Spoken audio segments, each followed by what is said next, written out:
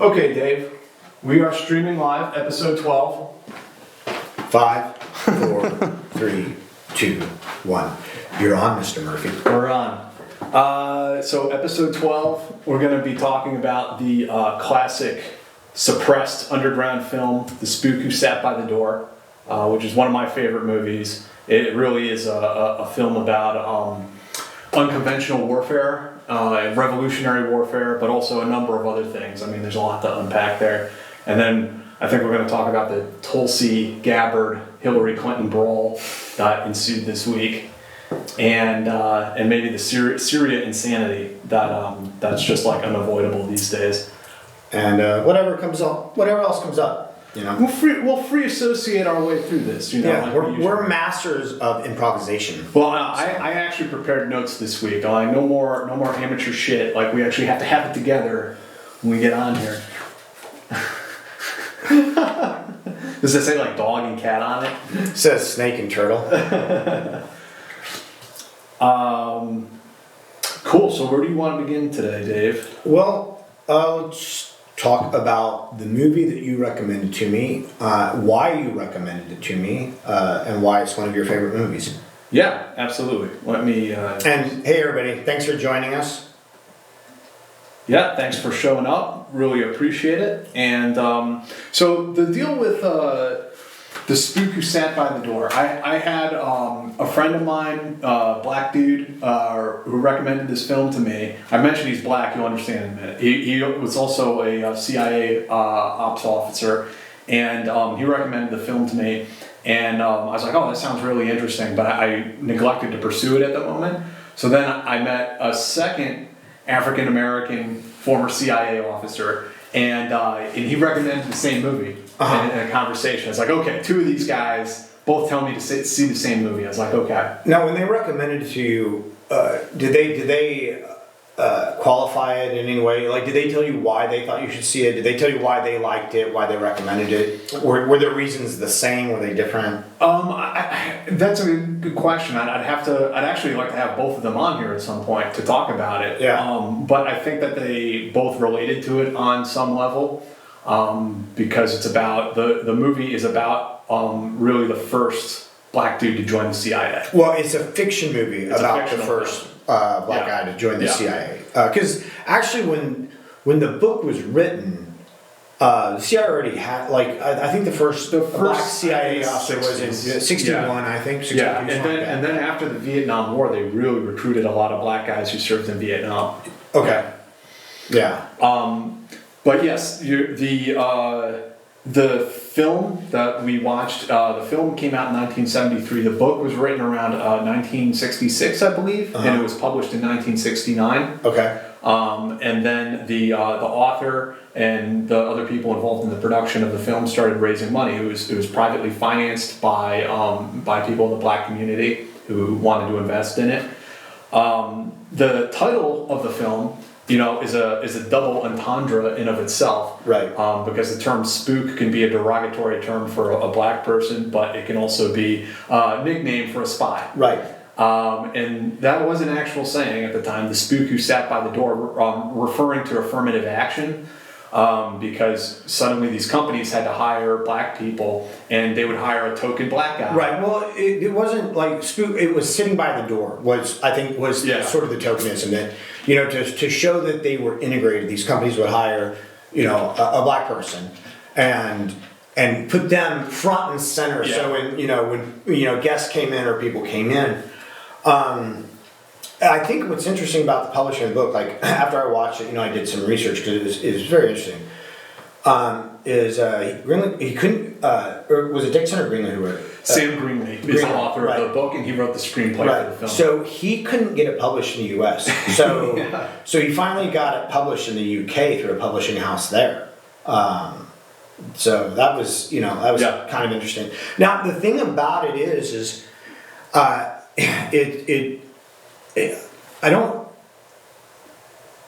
don't think it's necessarily controversial, I don't think it was controversial at the time so much for the idea of tackling, you know, tokenism and integration and things like that, and discrimination.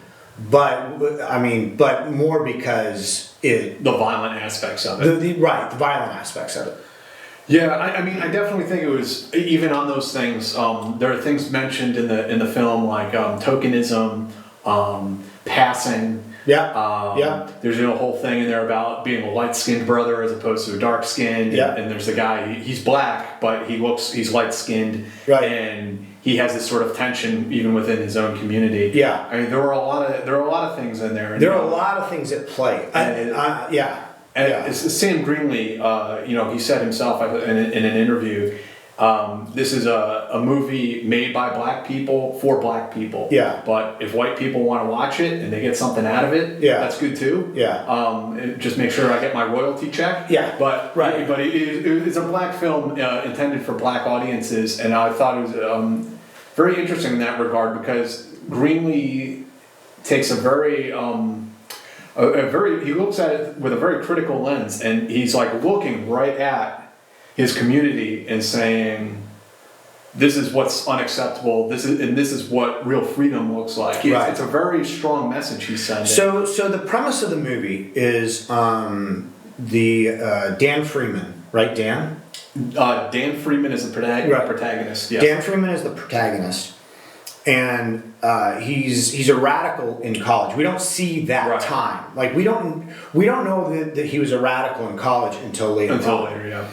But when we actually meet him, so there is a Democratic congressman. Yeah, you like the very first scene. Yeah. And they're talking about all the math and the statistics and everything. So this it's like a senator or a congressman. Yeah. And he's going to lose the election. There's a Democratic senator or whatever who's going to lose the election. Black people don't like him because of his law and order speech that he gave. So we've got to do something for the black community to make ourselves look good. And that's where they bring in affirmative action. Right. And they say we got to make the CIA hire some black people. Right. Yeah. So their plan to get him reelected, which it works, is to they're kind of trying to think up these strategies, and their idea is like, well, the CIA isn't integrated yet. And he's like, oh well, let's do that. So then they force the CIA, or they say we're going to integrate the CIA. They kind of shame the CIA, so the CIA brings in.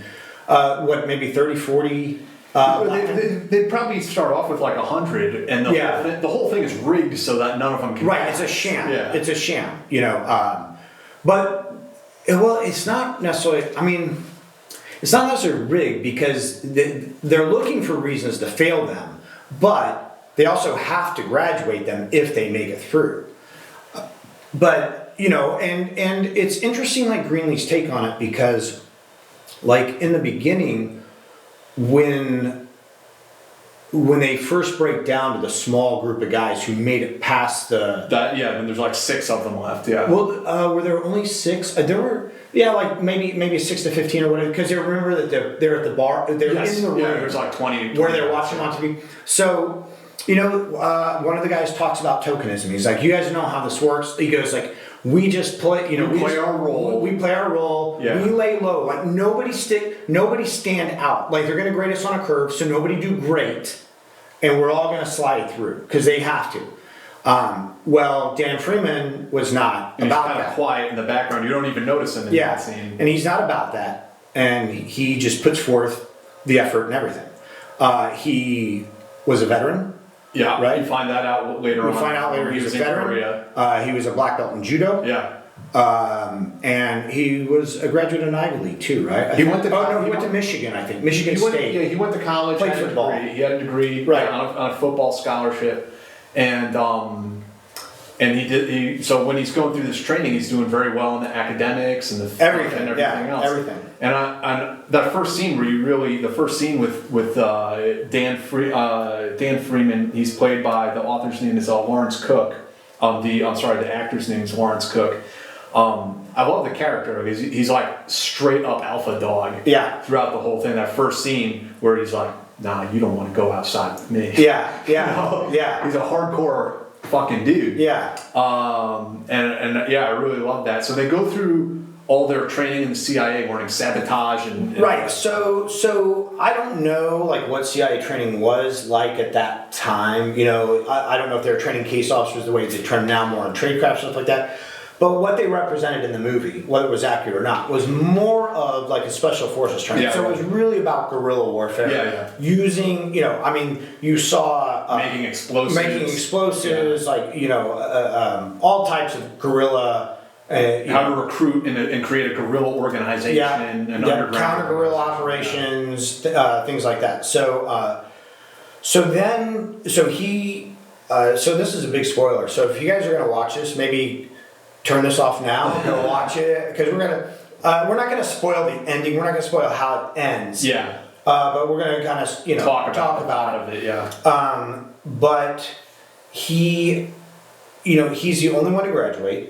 There's no way, they just can't fail him because he passes everything. And then they make him the head of reproduction or something. Head of classified reproduction or secret reproduction. So he's basically running the copy room. It's just him making copies. But he is like motivated, he's eager. And he even plays the game a bit to try to... Well, see, and that's the thing is he comes across very subservient to the white people, you know, like, and then they, you know, then they ask him to do a tour. So he takes people on a tour. Then they put him up in the head office because it's like, oh, this is good. We should have him up here to show that we're integrated, which is where the title comes from. And the whole time he's just sort of playing the part. You know, like allowing, you know, these people to... Like, this is what I got to do in this organization to get ahead. And maybe I'll get a field assignment if I play the game. And just something interesting on that. So the author of the screenplay in the book, he served in the U.S. Information Agency, which was the predecessor to the National Security Agency today. And he was in that organization for about 10 years. He served in Iraq, Greece, Pakistan, Bangladesh, and Indonesia. And he said the quotes that come out of the film and the screenplay, the things that the white people say about the black employees, like, oh, well, they do make good athletes. You know, he said all that stuff were things that were either said to him or that he overheard. Because he would have been working there, it would have been in the 1950s. Into the early 60s. So he was rubbing shoulders with revolutionaries overseas and also working for this branch of the United States government. So he definitely came away with an interesting perspective. But anyway, later, so then he decides that he's going to quit the CIA. He's going to go back to Chicago, go back home to Chicago and work with basically a social work organization. And the first thing he does is he approaches like one of the gangs. His gang? From when he was a kid. The Cobras. The Cobras. And there was, that reminded me of something, but I don't remember what. But anyway, he approaches this gang and basically shows these guys, you know, these three guys, like sort of ambush, you know, says, let's talk outside. Like, let's go out in the alley. Let's go out in the alley. And then they come out and he ambushes him. And he's like, you know, and he basically starts dressing them down. Like, you guys are going to shoot at cops, you know, and you're doing it with these 22s and you can't hit shit. He goes, I'm going to teach you. Like, and as the movie unfolds and he's teaching, he's recruiting, he's teaching. He's training an army, like a clandestine army. A guerrilla army. In Chicago. And basically you realize that the whole time, you know, when he went to the CIA and when he was, you know, playing that subservient role that whole time, he was just playing a role. He had never changed from the radical youth that he was. Well, I mean, that's definitely one interpretation. I mean, when I saw it, I thought that he was really trying to fit into the agency and he just wasn't given the opportunity to ever be a spy. And had this moment that, like, look, they're never going to accept me. No, that might come across in the movie. I think, because I read some blurbs about the book. Unfortunately, I didn't have time to read the book. It's hard to get a copy, too. From what I was looking on Amazon. But from what I understand, and the way it was written in the book was that he was like an infiltrator. He infiltrated. Yeah, that he just kind of went.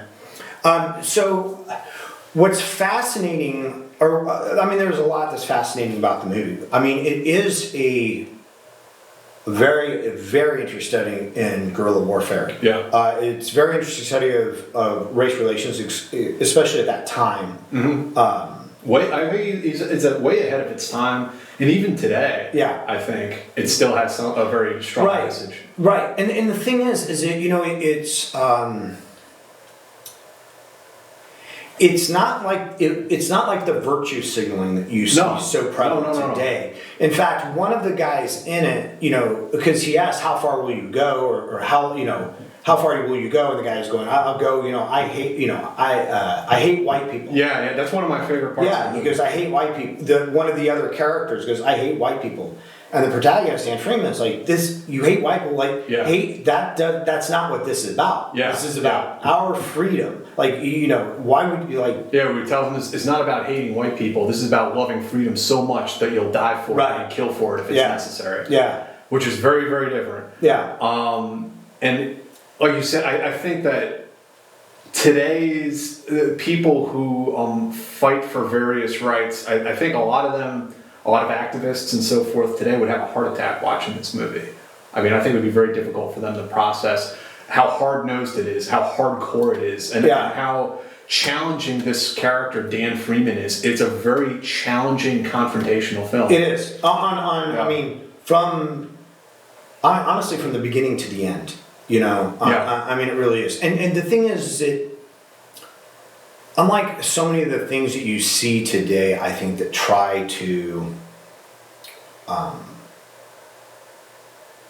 that try to show like the plight of people, because whoever that might be. Because this was made for the black community, right? So they didn't need to look at the blacks and say, "You're being oppressed. You're living in a ghetto. You're having this shitty situation." It didn't need to lecture the community about the and the thing is it wasn't something that was produced by white people trying to virtue signal. Absolutely.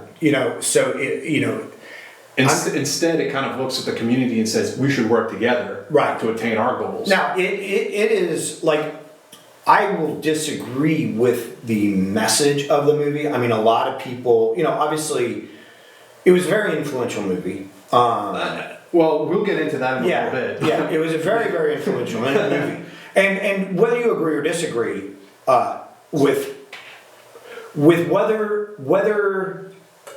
the means would attain the goal they wanted, you know what I mean? It's worth seeing because it's not heavy-handed at all. I mean, it's intense. It's not bullshit. I think that I think we need to say this. He recruits a guerrilla army in Chicago, and they wage war on the police and the National Guard. I mean, literal they blow war. The mayor's office, literal war. Yeah, it's not a cuddly movie. No, it's not. No. Yeah, they're at war with the National Guard. Right. By the end of the film. Right. And they had recruited guerrilla cells that they exported to major cities. Like 12 different major cities. Yeah. Yeah. And so, as the film goes on, by the conclusion of the film, it's like full-scale fucking warfare. Right. Guerrilla warfare going on. Right. There's so many different interesting aspects of the movie, but as one of my friends I was telling you about when we first started the discussion, he was telling me that he was remarking that it's funny that when white people fight for freedom, it gets celebrated like a Mel Gibson movie like The Patriot, where like he's carrying the American flag and running a British soldier through and all that kind of stuff, and everyone cheers it on. But if black people fight for freedom, it freaks the people out. Right.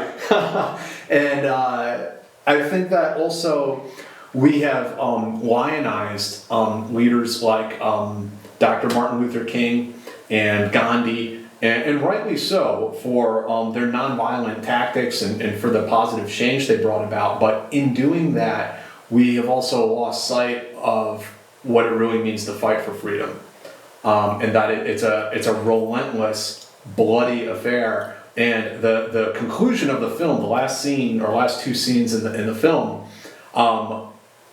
it's basically the protagonist having to choose between the cause of freedom and his personal life, his relationships, and the personal sacrifices he has to make.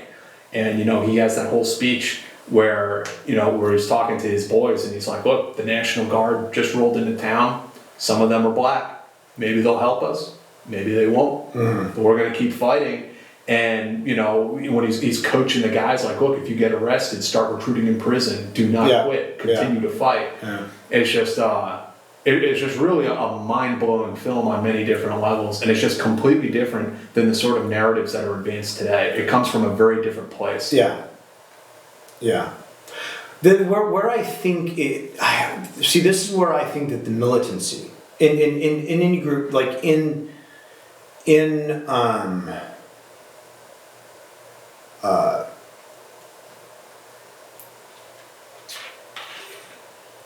a country, like the militancy in a country, I believe that if things would have gone that way, that I don't think that it creates a more harmonious country. I think look, because generally when there is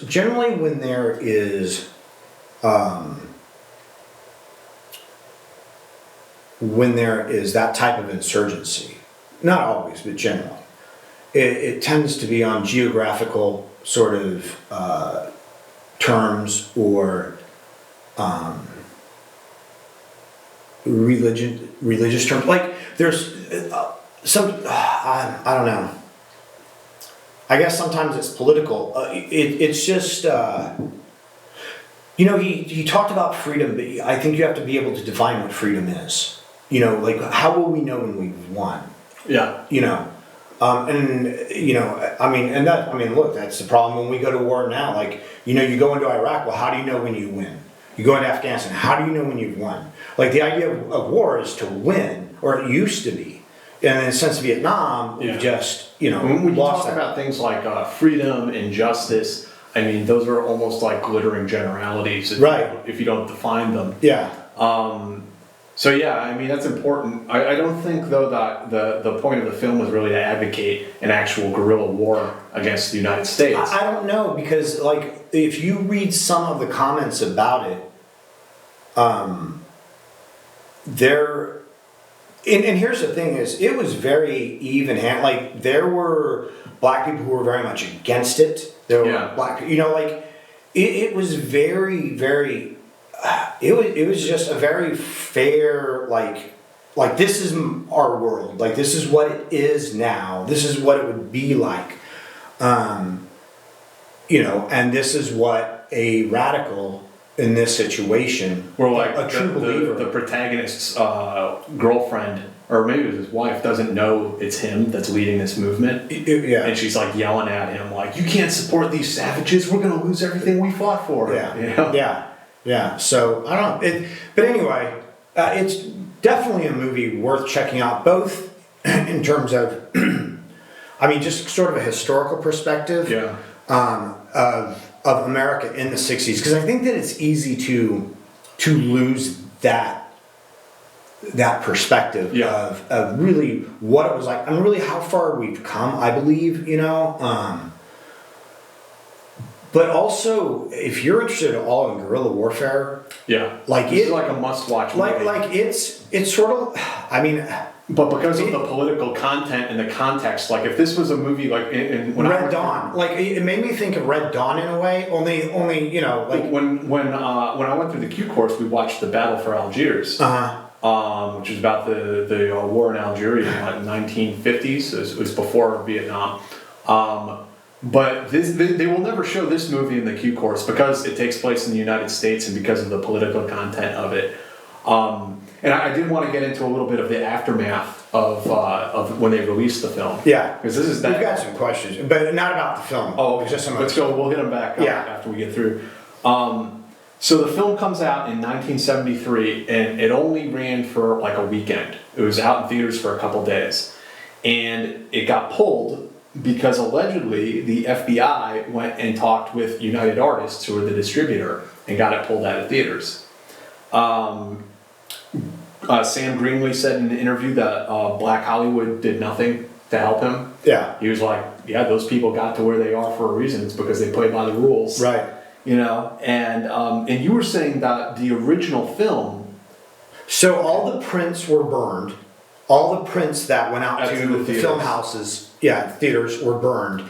And the film itself was stored under a different name so people couldn't find it. So even if you went into the archives to try to find it, you couldn't. Right. And because of that, it was a suppressed film, and it was impossible to find. Yeah. It was like something that it had like a little like mythology all of its own. You know, like The Man from the High Castle or something. Yeah. Like you're looking for a film that doesn't exist. Yeah. And so it got passed around on like bootleg VHS tapes for a while, things like that, and then finally it got released onto DVD. You know, I don't know, 10 years ago or something. Was it? Like that. Yeah. You can go on Amazon and buy the film if you want to check it out. I don't know if the copyright lapsed or what, but I found the full thing. It's actually on YouTube. Yeah, I mean, it's definitely it's fascinating on a few different levels. Yeah. It's also a really great character study. I mean, it is. Dan Freeman is a true believer. You know, he is a zealot who believes in one thing and is willing to sacrifice everything for it. Yeah. You know, it's a great study. Yeah, I mean, like I said, one of my favorite characters. I think he's just like total alpha dog through the whole thing, just hardcore motherfucker. Who, I mean, he's willing to fight and die for freedom. Yeah, and you know, there's a message in there about, you know, you got to be hard, you got to be tough. Like this, you know, winning freedom is not it's not a cuddly thing. It's not a nice thing. Like this is something that's very edgy. It's very confrontational. Yeah. And I love that about it. And you should go and if you have the time and you're interested, go take a look at some of the interviews that Sam Greenlee did on that you can find on YouTube. He passed away in 2004, I think. But there's quite a few interviews out there you can go and find. And I mean, he is an interesting guy. And like I said, today's civil rights leaders, today's activists, he would give a heart attack. Yeah. Like I saw this one interview where he was like, diversity, inclusion, all of that, affirmative action, all of that is just variations of begging for crumbs off of the white man's table. Right. I mean, it's like, whoa, be careful, dude. You're gonna get shot saying things like that. Yeah. You know? Just like a really, really interesting guy. Definitely not taking any bullshit. Very sharp guy, very sharp intellect as well. And he wrote a second novel called Baghdad Blues as well. And I would actually like to order both of the books. Yeah, I didn't know that about Baghdad Blues. Because he was in Iraq during the revolution, I think, when the Ba'athists took power. Yeah. Okay. Yeah, and maybe it was like 57, something like that. But that's The Spook Who Sat by the Door. Yeah. Fucking amazing movie. My mind was blown. On the surface, it looks like a very campy Blaxploitation film. Well, actually, here's an interesting thing about that. I'm glad you brought that up. It actually started Blaxploitation. Oh, it was? Yeah, it was. It's kind of credited as the film that, even though it wasn't campy, you know, even though it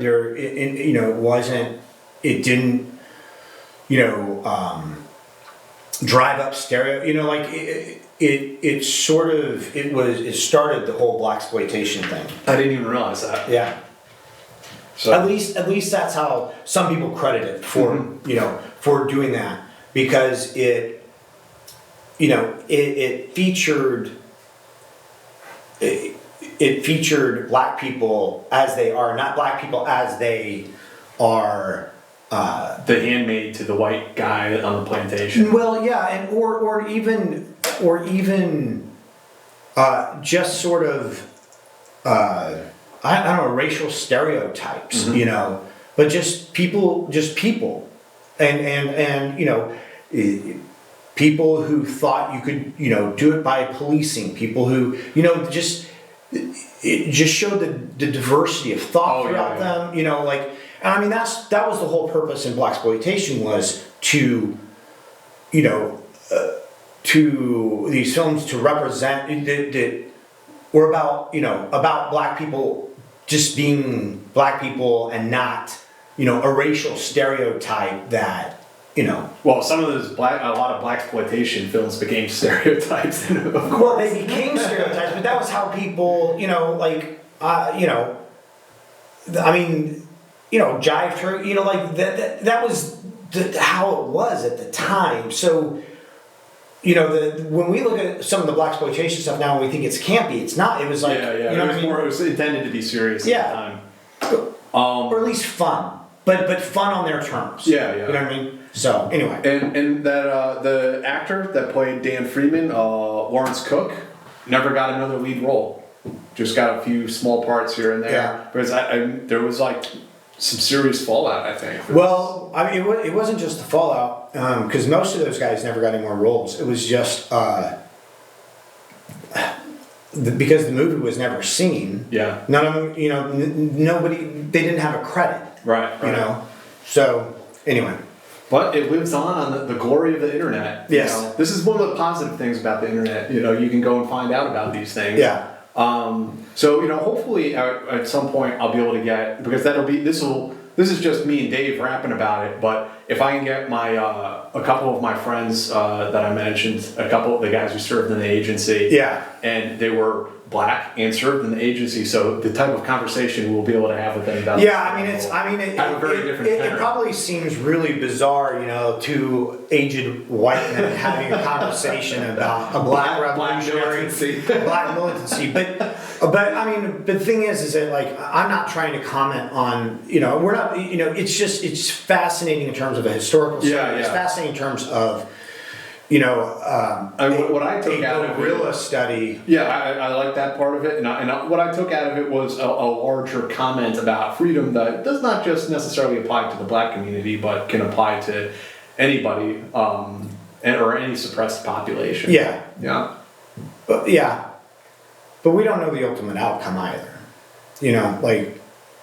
We don't know what happens. The film kind of ends on a cliffhanger. Yeah. So, anyway, what are some of the questions? Yeah, what do you got? There was something about, I'm not sure the comments, are we like a couple minutes or a few seconds behind? The delay is probably like 3 seconds or something. Oh, is it? I see one question here. Should there be a film about Rhodesia taking on Zipra and Zanu, amongst others? How do you guys think that would be received? Holy fuck, people's heads would explode if they made that film. I would love to see a movie about like the Rhodesian SAS or the Rhodesian Light Infantry. I think it would be, or even maybe the Rhodesian Salute Scouts would be. The Salute Scouts would be fascinating. Would be an interesting one because it was a white and black unit. Right. The RLI and the SAS were not integrated. They were actually like the only two units I think in the entire military that weren't integrated. But the Scouts were. That would make a fascinating study of it. And the danger in it, of course, is that you could be portrayed as if you are endorsing this white settler government, a white majority government, and because of the political content, I don't think that film would ever get made today. Right. Yeah. It'll have to be. I mean, it'll have to be during the next culture swing when right now like. Political correctness is the norm. Like it's the pretty soon it'll swing back to everybody's going to be outrageous. Just rebelling against this. Gen Z will probably be able to make that. I think you could definitely make a film about it in an even-handed and fair way that does not glorify racial government. But it doesn't matter how you make it. Yeah, exactly. See, that's the thing. It doesn't matter these days. It doesn't matter how you make it. It's going to because it's about Rhodesia. People will lose their freaking minds. Right. There's still so much sensitivity around it. I mean, I remember. I may have talked about this before. Well, wait. Let's be realistic about it. There's no sensitivity about Rhodesia because 99.9% of Americans have no idea that Rhodesia is even a country, or they have no idea what it is. the sense, but the day after you made that movie and it filmed, everybody in America would be an expert on Rhodesia, and just like everyone became an expert on Kurdistan in the last couple of weeks. Right. Like everybody be an expert on Rhodesia. Like if you were to go ask people what they thought about what so that's not, Yeah, it's such a sensitive issue. I remember a professor I had in college, and I think I've told this story before, when I just mentioned some operations that the South African Recce's had done. It was for a term paper, and I wrote about it, and he actually wrote, like, don't reference apartheid era units when you're making these kind of papers. Yeah. Because I don't think he was, like, personally offended or anything, but I think he knew there was a sensitivity. Right, the sensitivity towards it. Right. I mean, I don't even know if, like, millennials and Gen Z know what apartheid is. And, just because, like, most Americans didn't know what apartheid was until a bunch of musicians made a song about it. Don't play some city. It does get thrown around as a label that you have to wonder if people even know what the hell they're talking about. Right. Like, when people, like, fascist is the one now, like, everything is fascist. Well, everything's Nazi. Everything's Nazi. Everything's like, Nazi. You know what the fuck you... No. Okay. So somebody has the gray matter, or gray... surprise... No. Are these... What are you reading, Dave? Oh my gosh, man. Nothing. The guys are talking about Call of Duty and the video game. Someone's asking, will I ever be playing the new Modern Warfare campaign? Apparently there's a lot of stuff in there regarding civilians getting killed and having to make tough choices regarding that. Wait, there's what? Oh, during the campaign? Call of Duty game, yeah. I don't have any plans to play it. That's just me.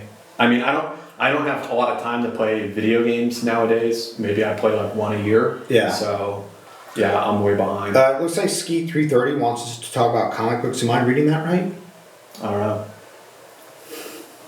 Or is it, if they talk about comic books again, I'll go postal. Somebody doesn't like comic books. I guess that's un-American, by the way. It's un-American. If you don't read comic books, you're letting the terrorists win. That's a fact. That's a fact. Out of curiosity, have you seen Shane Black's Predator movie that came out last year? If so, what do you think? I haven't seen it. No. New Predator movie? Yeah. Wait, there's a new Predator movie out? Yeah, there was one. It was not well received. I mean, it's Predator, though. Like, even the Predator with Danny Glover, as horrible as it was, I enjoyed a good movie. I enjoyed it too. Yeah. Wait, is this the one where there's a big Predator and a little Predator? I think so. I saw that. I think it was okay. I'm trying to remember. I saw the last Predator one. I went and saw it in theaters. Was the one with what's his face, Brody? Oh yeah. When they were on, They're on like an alien. Yeah. I didn't like it. Yeah, they turned it into a thriller with the psycho doctor and everything. I mean, it was mass murder. They just end up trying to like rely on tropes. Yeah. You know, like trying to like revisit stuff from the past, from the original Predator film. Yeah. It's like, no, you got to figure out your own thing, man. Yeah. I don't know what the problem is. Jack, for plastic models, do you tend on making modern military models or only fictional stuff? Man, like, that's like a whole other world, like to go into like making like contemporary or even like historical models. Like, I'd be interested. I just that's like a whole other investment. Like, I'd have to go and buy more paints. I don't have the right paints. It's like a whole other deal. But I think it's really cool. I enjoy looking at them and seeing other people's work. Okay, so other thing we want to get in, Dave, the Tulsi Gabbard Clinton brawl, Hillary Clinton brawl. And I think you had told me also on a separate but related subject. I think you had told me, and other friends of mine had told me, like, Clinton's gonna run, and I kept telling them, fuck off, dude, you don't know what you're talking about, it's not gonna happen, like, come on, get real. And then it was brought to my attention that Hillary's website was updated this week, updating her policy positions, and she has a new thing on there. Here's her website right here. This is HillaryClinton.com. Go check it out if you dare. And she has this new thing with a new logo, Onward Together, which is like an endeavor to train campaign staffers, apparently. I don't know much else about it. But when you see her redoing her website with these policy positions on it, I'm like, I almost had a panic attack, and I went and made sure that I'm registered to vote in New York State. I was like, I can't let this happen. I legitimately started freaking out. Well, apparently there was just a major Democratic fundraiser, you know, like just for the Democratic Party, and one of the, like, it became pretty apparent at the fundraiser, like one of the sort of town hall questions that I guess came up is, so do we have anybody else? Like, yeah, do we have anybody that can win? You know, so people are throwing around names like Michelle Obama, Hillary. I mean, Michelle never, I mean, I like Michelle, but she never held office. Trump didn't either. Yeah. Barack did for what? He was a junior. He was a junior senator, but yeah. I mean, he held office. I mean. Yeah. I'm trying to think of some of the other names that they threw out. But yeah. Because, you know, even with Biden as a front runner, Biden cannot raise money. Biden has no money. Yeah, people aren't enthusiastic about Biden. No. He's past his prime. Well, he polls the highest. You know, he has, but nobody wants to give their money. For what those polls are worth. Yeah. Jeez. Well, and you know, I mean, was it Moody's, I think, just ran a poll that shows like Trump just smashing all crushing. Yeah. That's probably what's going to happen. Well, I mean, and that goes into, so if you guys don't know, do you happen to have what Hillary said about Tulsi Gabbard? Yeah. So this is getting around to it in a roundabout sort of way. My thesis about Hillary was she just doesn't want us to forget her. She wants to have influence and clout, and you know, so she keeps herself in the headlines. Well, that's true. And also, she personally hates Tulsi Gabbard. Why does she hurt? You want to get into so the whole thing, the whole beef with Tulsi is that she was, I think, DNC deputy chair. I think that was the name of the position. Maybe, she had. yeah. In 2016. Yeah, and she was like picked by the DNC to be their rising star. Yeah. Like she was, you know, she was a veteran, a combat veteran. She was a woman. Yeah. She was something that they could pin their hopes on. Yeah. You know, the establishment DNC. And when she got wind, apparently, I mean, this is the story is that when she got wind of what Debbie Wasserman Schultz was doing with Hillary Clinton, showing clear favoritism over anyone else. Well, basically, they sabotaged Bernie Sanders' campaign. Yeah. Like, they torpedoed him. Yeah, and Tulsi resigned and endorsed Bernie. Right. And the DNC has been punishing her. Ever since. And Hillary particularly hates her. And so then Hillary did this podcast just like recently, just like a few days ago. And I'll read you what she said, the controversial aspect. They're also going to do third party. I'm not making any predictions, but I think they've got their eye on somebody who's currently in the Democratic primary and are grooming her to be the third party candidate. She's the favorite of the Russians. They have a bunch of sites and bots and other ways of supporting her so far, and that's assuming Jill Stein will give up, the Green Party candidate. And she continues, which she might not, because she's also a Russian asset. Yeah, she's a Russian asset. I mean, totally. They know they can't win without a third-party candidate.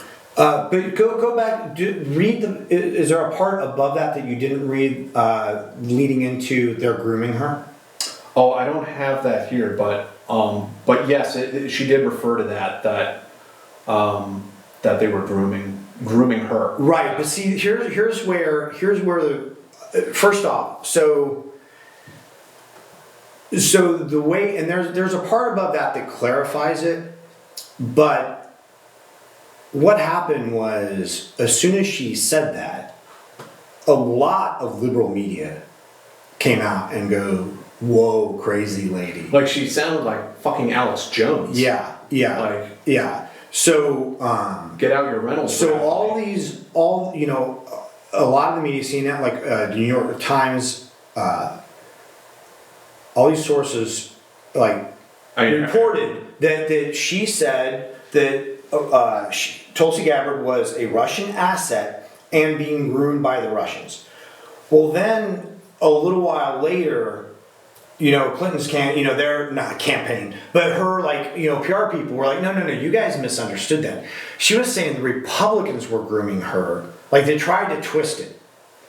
And so then all of a sudden, all these media outlets came out and go, she never said the Republicans or Russians were grooming her. It was the Republicans. But if you read it, she's specifically saying the Russians were grooming her. I mean, the New York Times changed their article and didn't even put an edit note on it. Really? Yeah. Yeah, they just flat out changed history. So apparently, Hillary Clinton, without a shred of evidence, and without a shred of doubt, accused Tulsi Gabbard, a combat-proven medic, and a congresswoman, that she was being groomed. See, these are the things that people don't know, is that Tulsi grew up in an American town in Russia all the way till she was 16. She was placed in Hawaii as a sleeper agent. Now, this is just... So anyway, now, how did Tulsi respond to that? Please tell us.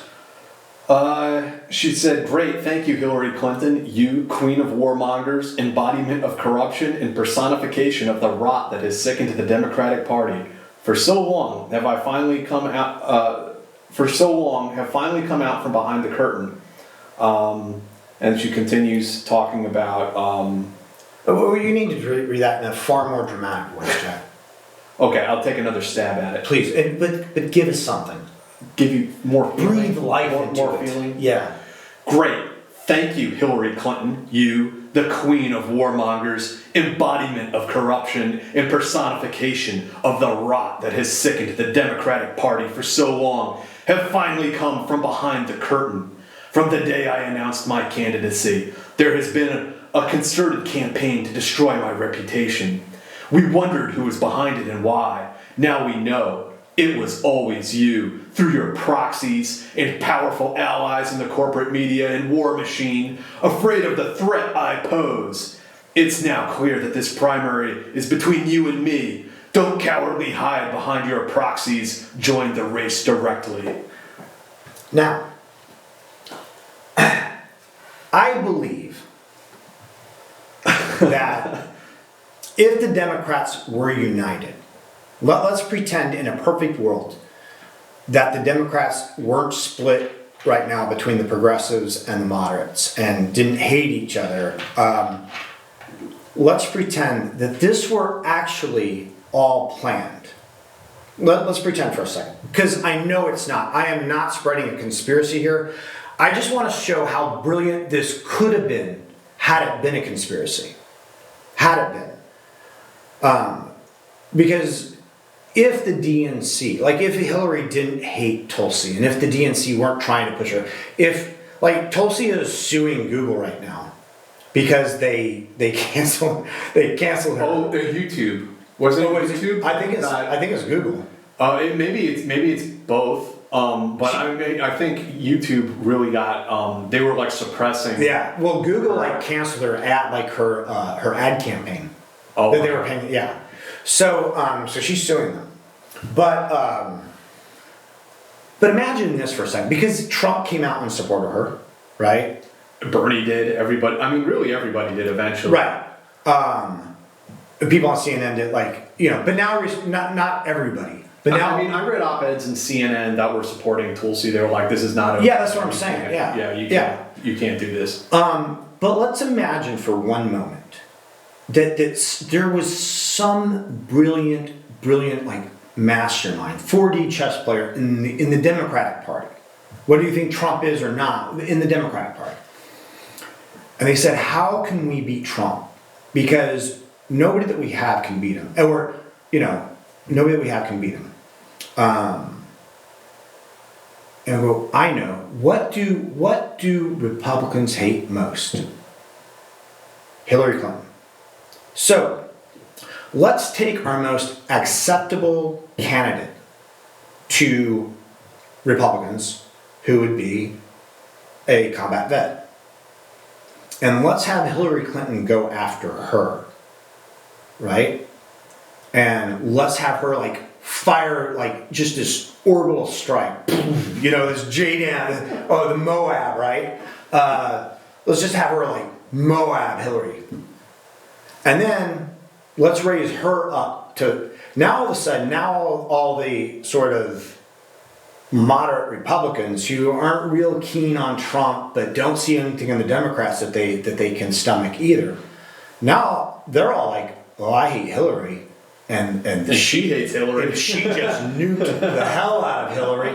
She's not so bad, right?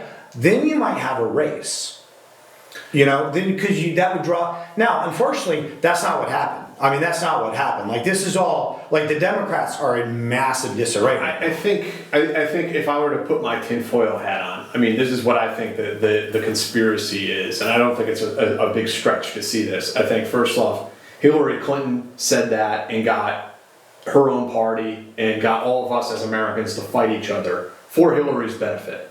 Good on you, Hillary. That's great. Good for you. Just making more hatred, more discontent in the country. Well, I don't know who's fighting. Nobody's actually. She unified the left and the right and left her own little sliver. Because if you go to the New York Times comment section on some of these articles, there are plenty of people who are 100% behind her and says, "That's right, Tulsi has to be this." It's like the Hillary cult members. Completely insane. But I don't think that she didn't You think it was just an off the cuff comment, she was venting? She's bad. She's a loon. She's a loon. She's a crazy alcoholic white wine drinking aunt. Look, she's the same one when she's over in India. Said that women in America voted for Trump because their husbands made them. You know what I mean? She's a loon. Her and Trump are just so off the wall at this point that they deserve each other. They really do. Well, but the other tinfoil hat conspiracy, and again, I don't think this is really a conspiracy. It's just to point out, we know the Russians do try to interfere in the elections, and sure. they try to fuck with us with these different influence campaigns. It is now at the point where they have successfully got us as Americans pointing fingers at each other, calling each other traitors.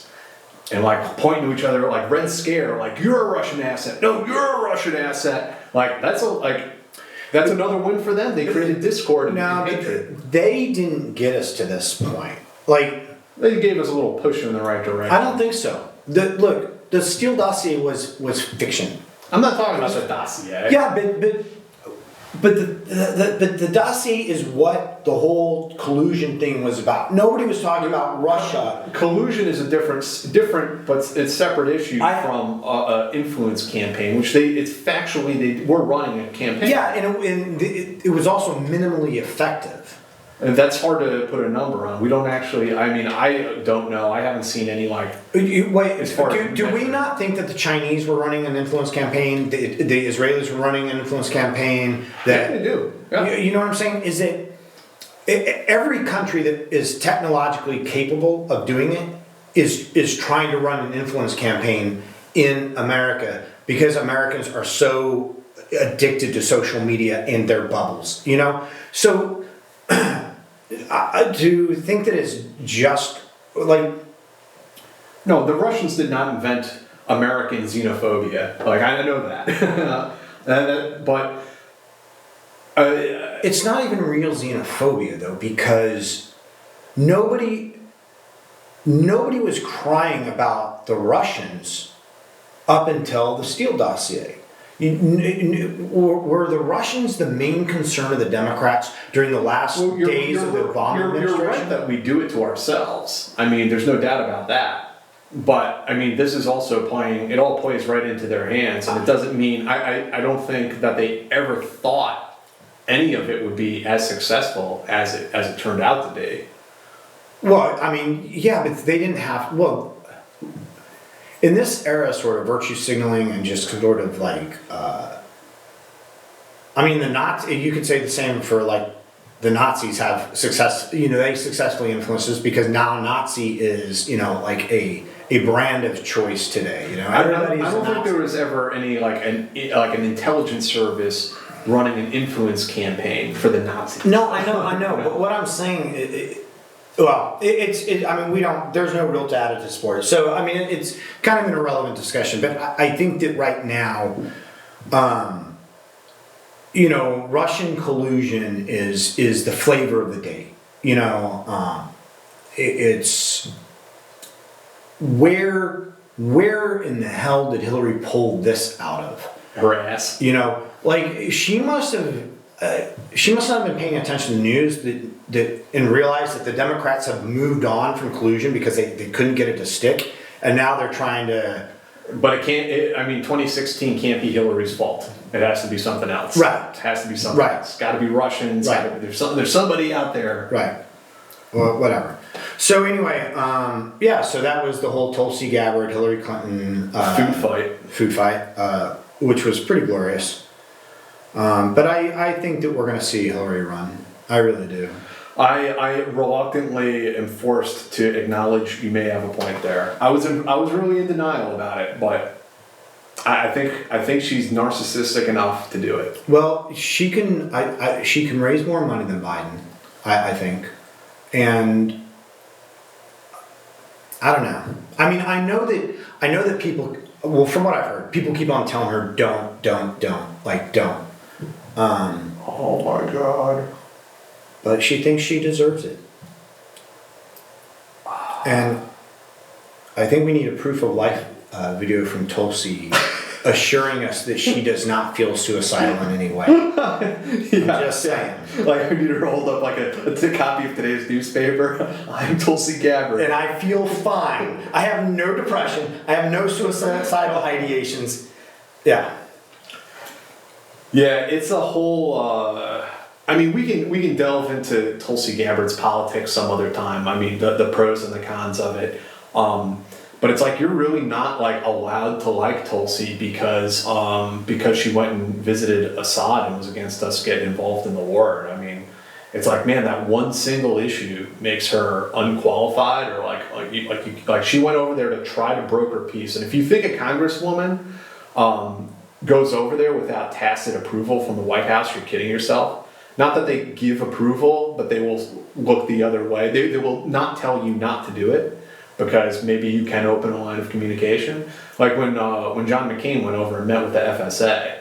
I mean, I don't think the White House blessed off on it, but I also don't think they told him like, nah, don't do that, John. Yeah. Because if they told him not to do it, he probably wouldn't have gone. Same thing with Tulsi. Yeah. But it's like, yeah, that one thing makes her like unelectable. Oh, Jack, you're a Russian asset. Yeah, I know. No, I'm a George Soros asset. George, he writes me these like huge checks for like $100,000 so that I can go on this live stream and tell 23 people who are watching it that vote for George Soros's interests. That's usually what I'm accused of. I've never been accused of being a Russian asset. George Soros shill, yeah, that one comes out.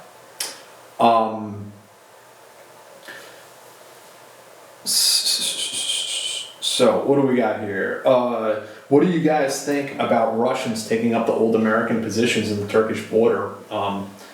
Yeah, well, we pulled out, or we pump faked, sort of pulled out, pretended to pull out, since the latest and greatest is that we're going to leave troops behind in Syria to protect the oil, which is also kind of bizarre to me.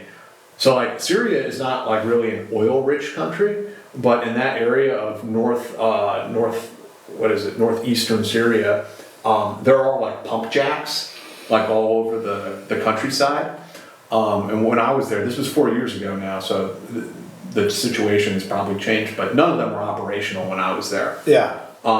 So maybe they got some of them working, pumping some oil. That would be news to me. But why we would need to leave forces behind to protect those like pump jacks that are sitting out there collecting rust. I don't understand that at all. And then the latest that I just read coming out of the Pentagon is that we may be sending main battle tanks to Syria because we need the tanks to protect the troops who are protecting the oil. So does that make any sense to you? Well, because it doesn't make sense to me. It doesn't. But also we don't have the 30,000. You know, if you don't like, what would there? Let's say that somebody's smart. Okay, it's a big assumption, Dave.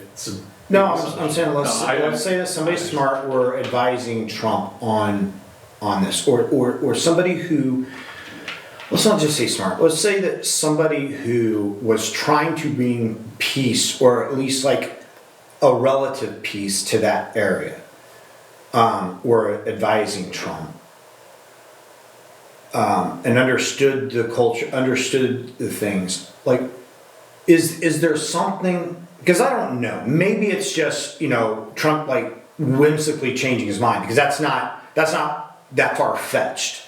But would there be a benefit to having the Kurds, you know, inviting the Turks in, or making a deal with the Turks, or having the Kurds engage with Syrian government, having the Kurds, Syria, Russia, like, is there a benefit to having everybody there? And actually everybody is peaceful now, but now it's the Turks that are the issue, right? I mean, I can't imagine why we would need to stay there. After the Russians and the Syrians came in and backfilled those positions, yeah. Why do we need Americans? Why can't the Russians protect that oil infrastructure? Right. And again, I don't think there's very much oil in Right, it's not like we're taking oil. It's not like a Saudi oil field. Right. That's not what we're talking about. Like, so why do we need to be there? And I don't, maybe it's the Pentagon dragging their feet, because they're like, no, we don't want to withdraw. So they like cook up some kind of story to Trump, and, you know, you get him to agree to it. I don't know. Right. And that's the thing is, I mean, a lot of times we don't know, because like, I'm just saying it doesn't make a shred of fucking sense. Yeah. We know it's not Bolton. Yeah, he's out. So talking about like sending tanks into Syria, I'm like, what the fuck? Yeah, I don't know. It's like, if you're gonna pull us out. Get us the fuck out of there. Unless, I mean, I don't know, unless like we're gonna send tanks in there and then we're going to withdraw again and leave the tanks for the Kurds. I have no idea. You know, dude. I hope there's a plan, but we haven't had a plan since we invaded Afghanistan. They're making this shit up as they go day to day. Anyway. That's true, yeah.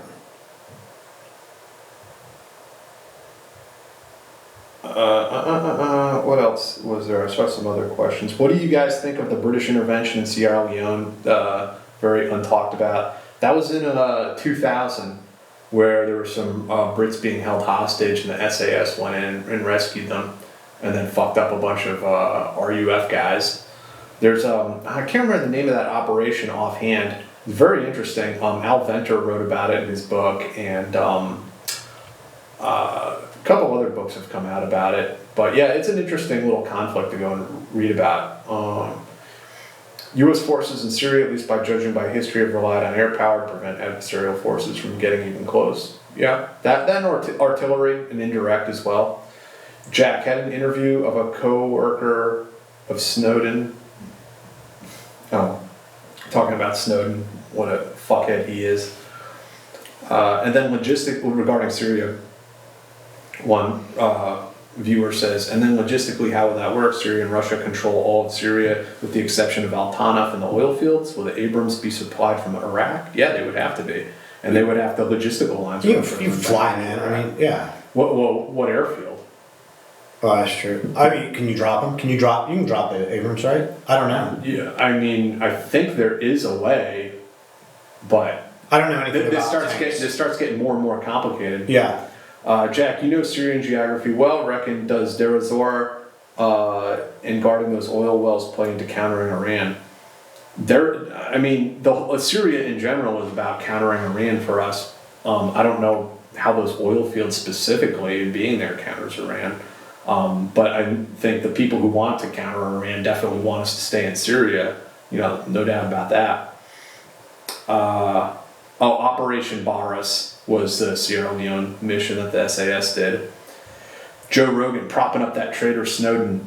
I mean, like my comments about, being a writer and not wanting to trash other writers, like being a podcaster or a live streamer guy trashing other live streamers is like maybe in bad taste. I think Rogan, like just my personal thoughts on him, I think like he does some really incredible interviews and has like some awesome there's some really fucking awesome episodes, and like there's some gold in there if you go looking for it. Yeah. But then there's also those episodes where it's like an hour of Joe like stoned and he's like just looking at the camera like, yeah, wow. I didn't see the Rogan. So was that recent? Yeah, he had Snowden on. I rarely watch the full Rogan show. I usually watch like snippets of his stuff because there's so much. I mean, there's just so much content out there. Yeah. But I would watch that. I just wasn't aware of it. I mean, I tend to like Joe Rogan. Like I think he's. I don't know if I agree with his politics. I don't know his position on all his politics. I think he tries to be as fair as possible to every single guest he has. I don't think I've ever seen him. That's actually people criticize him for not asking tough questions. Yeah, I don't think he tries to ever gotcha. I think he tries to ask people. He tries to allow people to clarify their positions. I thought he did a good job with Tim Pool and Jack Dorsey with Twitter. I feel like Joe Rogan would be phenomenal if he actually had two parties of opposing views. I think he would make a great moderator, because I think he catches things sometimes and he goes, well, what do you mean by that? Like somebody will say something that'll be sort of a generalization and then try to move by it and he'll catch it. He's also he seems really nice, really nice. So it doesn't seem like he really drills into people. So I think that having if he had two people of opposing views, and then he would be able to sort of control it and dig deeper. I like his show, and I think he's a cool guy. I think he's a nice guy. There are some episodes of his show that are fucking fascinating. Yeah, they're just great. Yeah. And then others, just because it's not a topic I'm particularly interested in, right? So Yeah, I wouldn't waste my time. Yeah, I'm not gonna watch Ed Snowden talk for 5 fucking hours. I'm not doing it. Sorry. Yeah. When he has Alex Jones on, you're crazy if you think I'm gonna waste my time watching that. Oh, I didn't watch that, but people said it's amazing. People said it's on my watch list. Sorry, bro. I can be shaving my ass hair or something. I don't know. There's no way that I'm gonna watch that garbage. But that said, he sometimes will have somebody who is a professional and expert in their field. He has scientists on there. Yeah. And we'll have in-depth 4-hour conversations about very important topics. And you don't see that happening on CNN, MSNBC, Fox, all these big networks who absolutely have the resources to have high quality studio productions, in-depth conversations with very knowledgeable guests. They could do that. Any one of them could do that, but they don't. Right. But Joe Rogan does. Yeah. And you have to credit him for doing that and for producing that kind of content. Yeah. And I really respect and admire that. Yeah. And I feel and I could be wrong because I haven't watched a ton of stuff. I've watched select ones and then I watch snippets. But I feel like he does not try to. He might state his position or what he thinks, but I don't think he generally tries to steer a conversation in a direction he's trying to get, or you know what I mean? I don't know. But anyway, that's just my opinion. Yeah, I also don't watch it often enough. I just catch it once in a while when it's something that's really cool. Yeah, Alex, Joe Rogan, true D&D neutral. No, that's true. 100%. True neutral. Oh yeah, someone up here said that no, you cannot airdrop an Abrams, which makes sense because it's heavy as fuck. Okay, thanks. I didn't know. I don't know anything about armor.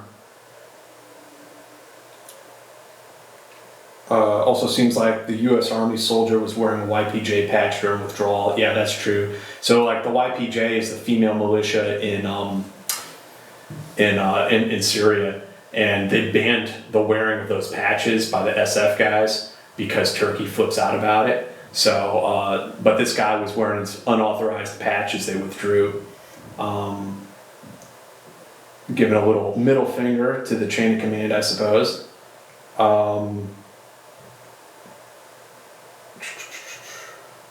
You picking anything out of there, Dave?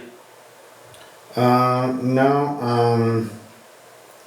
Soldiers versus paramilitary, what is more applicable for modern warfare? Well, both. Yeah, I mean, it really depends. And, I mean, see, when you say soldiers versus paramilitary, well, I mean, everybody in the U.S. Army is a soldier, right? So, do you mean by titles? Do you mean Title 10 versus Title 50? Authorities? Title 10, Title 50. Title 10, Title 50.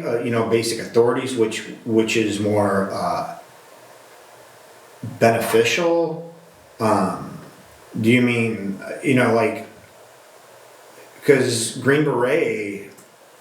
So yeah, I'd have to know what you meant by that. I think do you have an idea of what? Do you have a statement on that?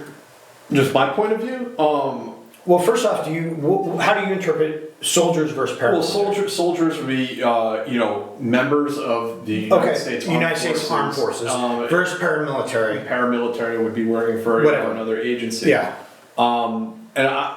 What I would relay, I guess the first thing that comes to mind is I interviewed Sam Faddis one time, who did a lot of paramilitary operations for the CIA in northern Iraq. And I asked him kind of the same question, like, what's the benefits of using, Special Activities Division instead of, say, Special Forces or Delta or whoever. Name your favorite unit. Pick one of the task force colors. Pick it out of a hat. And he said, the thing with the Army is that, they're going to deploy like fucking half of the Army wherever they go, and they're going to have a huge signature. So, you deploy troops, you're going to start deploying the trucks and the airplanes and the ISU-90 containers and have this big logistical tail, all this just shit everywhere. I mean, I had a guy recently tell me, he's like, man, to this day, we can't run a clandestine operation without deploying fucking half of the U.S. Air Force. Like, it's an embarrassment. But when the agency goes and runs a paramilitary operation, it's a much lighter infrastructure. They can keep things a little bit more low-key and not advertise their presence. So that's one reason why you would use one over the other. Right. And when you say modern warfare, I mean, you really have to... There's no such thing as modern warfare in terms of an absolute, right? So it's going to depend on where we're at. For the invasion of Iraq, there were military forces, there were paramilitary forces. In Afghanistan, there were military forces, there were paramilitary forces. In different places, the titles working under Title 10 versus working under Title 50, And he's saying he doesn't understand what that is. There's actually some pretty good white papers written by lawyers about the distinction that you can go find if you're interested. But Title 10 is just the military authorities that belong to the military, and Title 50 is the covert action authorities that belong to the CIA. There are things that legally, by U.S. law, that the CIA can do that the U.S. military cannot do. There are things that the U.S. military can do that the CIA cannot do. And there's also other nuances. I think Title 14 is a State Department authority. All these different agencies have different authorities to do different things. Right. One of the, covert activity. is covered in those titles. Detention, like for instance, the CIA has no detention authority. The CIA cannot capture prisoners of war. The military can. If the CIA, how did they get around that with rendition? Local It was all local proxies. intelligence service. Yeah, so they'd say we outsourced it, and it's not us. It's the Egyptian military that's holding them. Yeah, or whatever. Yeah, in order for it to be legal, there has to be some other, detention authority. So, if you talk about paramilitary operations in Afghanistan, then you're probably talking about, a paramilitary team with either, local indigenous law enforcement of some sort, or U.S. law enforcement, of whatever. The other thing is intelligence agencies, like under Title 50, I don't believe they can. I don't believe, and I could be wrong. I don't know the titles in depth, but I don't believe they are allowed to run operations against U.S. citizens on U.S. soil. No. Not against U.S. citizens. Where the U.S. military, their counterintelligence can, so I'm pretty sure their counterintelligence can. There's some kind of weird workaround when it comes they're protecting the base infrastructure or something like that, on a military base. There's a big expose where it was Army CI guys. It was up in the Pacific Northwest, and they were targeting activists or something. Right. And they can do that because it's preventing material damage to a base or security. And those guys, the Army CI guys, are also badged law enforcement. Right. officers. Correct. Yeah. So that's Title 10, that's Title 50. That's really going to be the difference between a soldier and paramilitary. So when it comes to modern warfare, it really depends on what the mission calls for. Yeah, and I mean, ideally, or not ideally, but in many, many cases, it's going to be a blending of the two. That, there's many different ways, but let's take a look at Afghanistan, for instance. So you have the agency in there doing their paramilitary thing, and then when the military comes in, they do a handoff. And you could send paramilitary guys into a country to start raising an army, and then hand that off to the military. There are all sorts of different sorts of arrangements where one hand washes the other. Sure.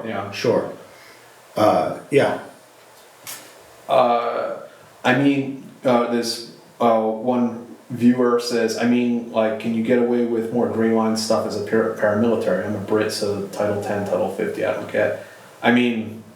Define what you mean by gray, but I think both any kind of Army Special Forces mission or any sort of paramilitary operation, either one of those missions has a very significant gray area where it's just very very nebulous.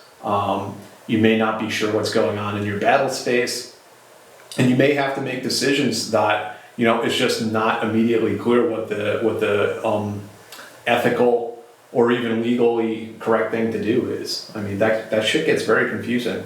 And we put our troops in a very difficult position where they have to make these decisions in combat. Well, and then if their decision happens to turn out to be politically volatile, then we tell them after the fact that they made the wrong decision. Let's see. Timmy asks, Jack, do you think the drug cartels are a bigger threat than the Middle East? Maybe referencing all that craziness that went down in Mexico last week. Well, what do you mean when you say the Middle East? Do you mean Middle Eastern terrorists? And what do you mean by threat? Threat to whom? Yeah, if I'm to interpret that question, no, I don't think drug cartels are a bigger threat than Middle Eastern terrorist organizations.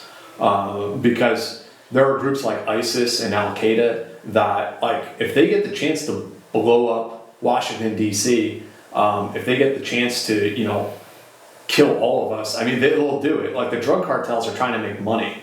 So they have no prerogative to come here and just blow up school buses.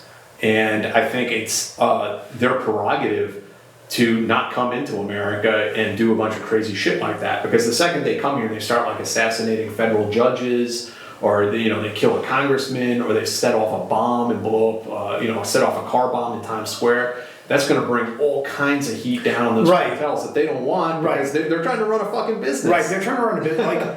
They don't want to wage. They don't want to wage a war. They don't want to wage against a the United States. Because they'll lose. This is also their marketplace. You don't nuke your market. That doesn't make sense. Right. It wouldn't. They're not looking to take territory. They're looking to, make money. Let's see. This one dude's asking. I think I missed. Oh, okay. How much should a platoon commander know about the strategic environment versus what is needed at the tactical level, such as the larger geopolitical consequences of an operation, or should the platoon commander be mainly focused on the operation or not much beyond it?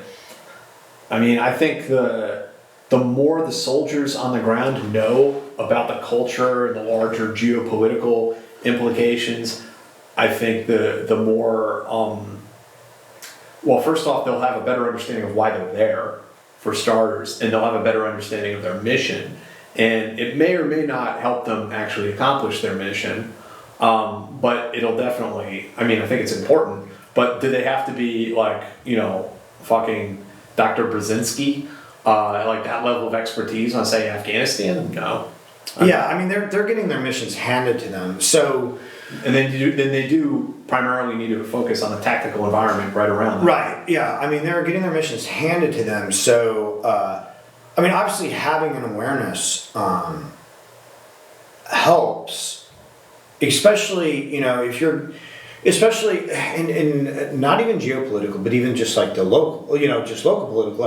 If two tribes are at war, for instance, if you're in in a tribal area, and you're aware that two of these particular tribes are at war, and your helicopter gets shot at, and so you land and you fan out and you catch these guys and we didn't do it, we're just out here, we're shepherds.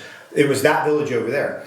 If you know that these two tribes are at war, then you know that they might be bad actors, and they're not even attacking American troops to attack American troops. They're attacking American troops because they want to sick the American troops on their rivals. So having that kind of awareness prevents you from being manipulated. Yeah, exactly. Yeah, and gives you an idea sometimes of what the motivation is. When your intelligence people come to you,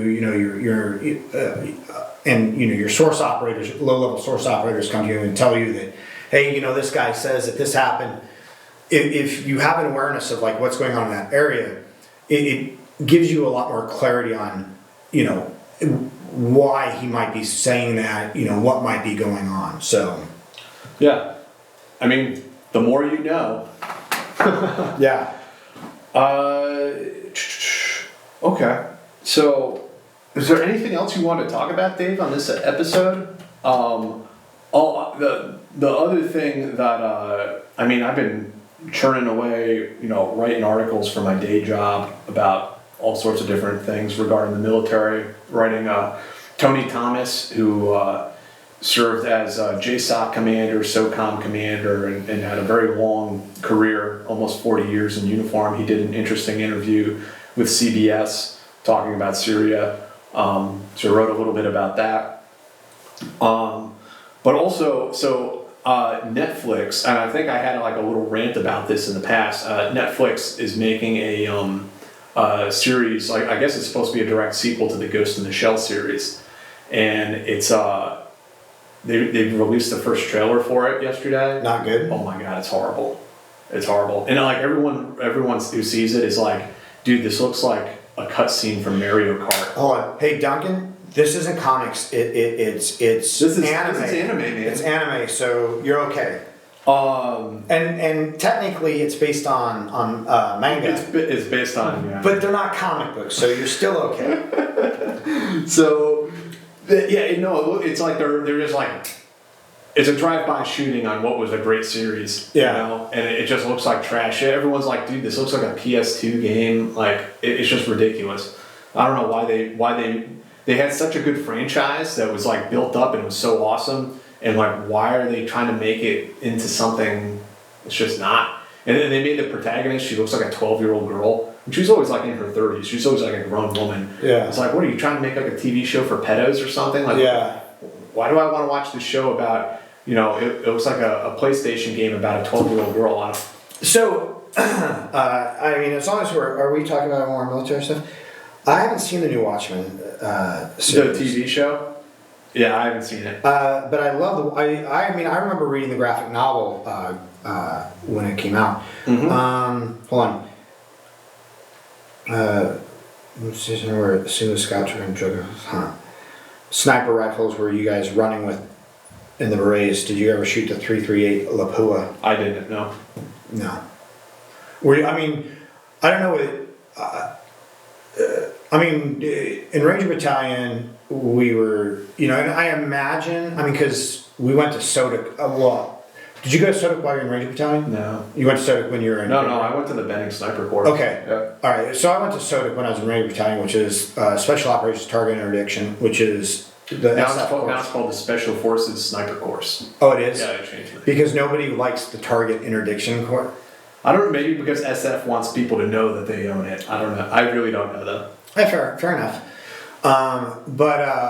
So, you know, the Remington 700, the SR-25, and the Barrett 50 cal. Mm-hmm.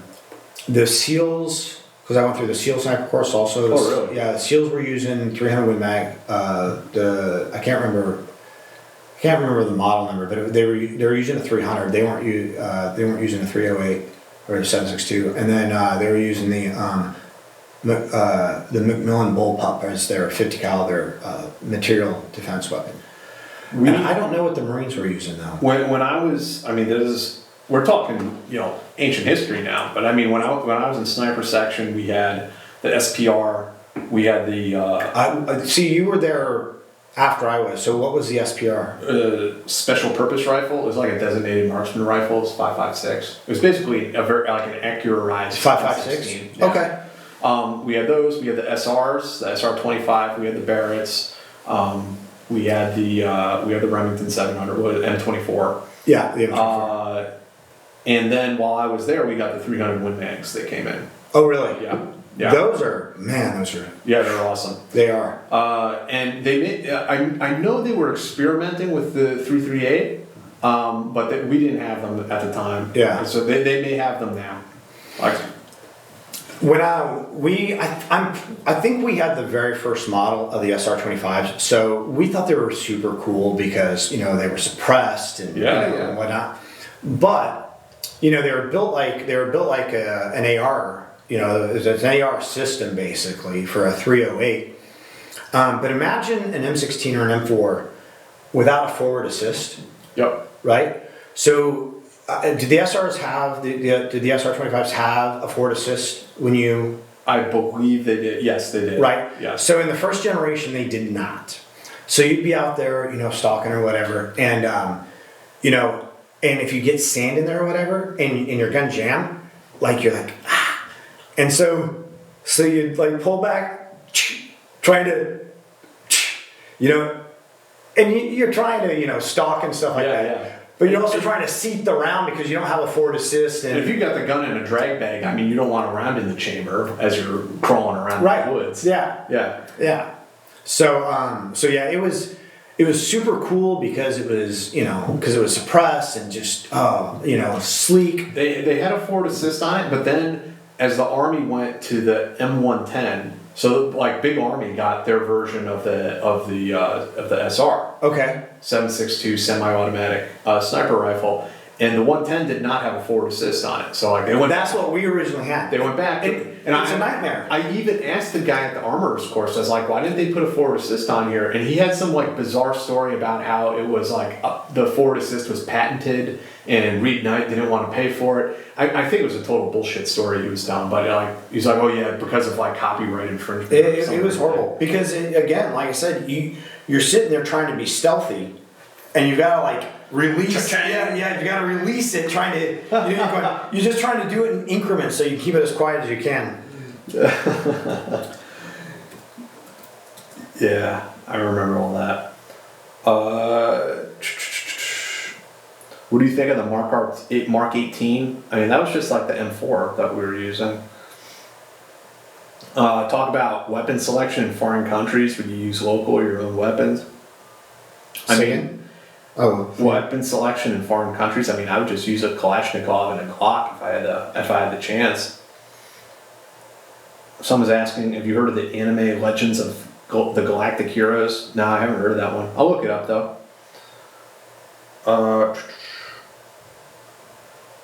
Jack said in the past that the SCAR was accurate and overall nice rifle. Yeah, man, it was. I like the SCAR. It had problems with it that needed to be corrected. But I mean, when we first got there, when the Army first got the M16, they had a lot of problems with it. And then they made improvements and turned it into a serviceable weapon.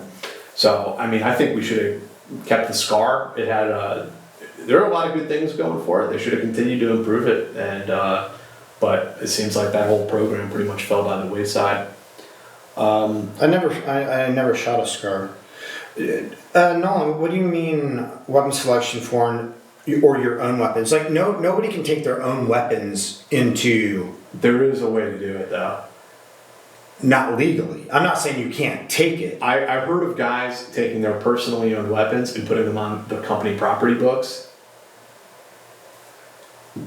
It's illegal. Yeah, that's what I'm saying. I'm not saying nobody has ever done it. Just like just like bringing a weapon home. To say that nobody's ever done that. Oh, here's a good story. So early on, but it's not legal to take your own weapon in any capacity. I was told this by a direct participant, so I'm pretty sure this is accurate information. But I'm going to make it a little vague.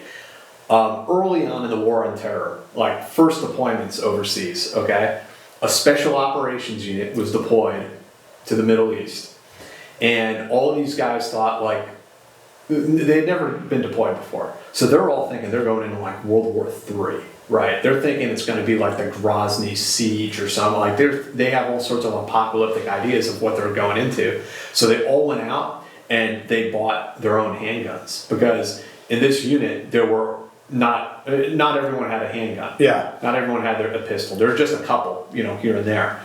So they all went out and they buy like $1,500 1911s, like a ball of ass guns. So they all had their own personal sidearm and like put them at the bottom of their rucksack and deployed. And so they had their guns over there with them. Yeah. And then they have to redeploy and they find out they're going to have to go through customs coming home.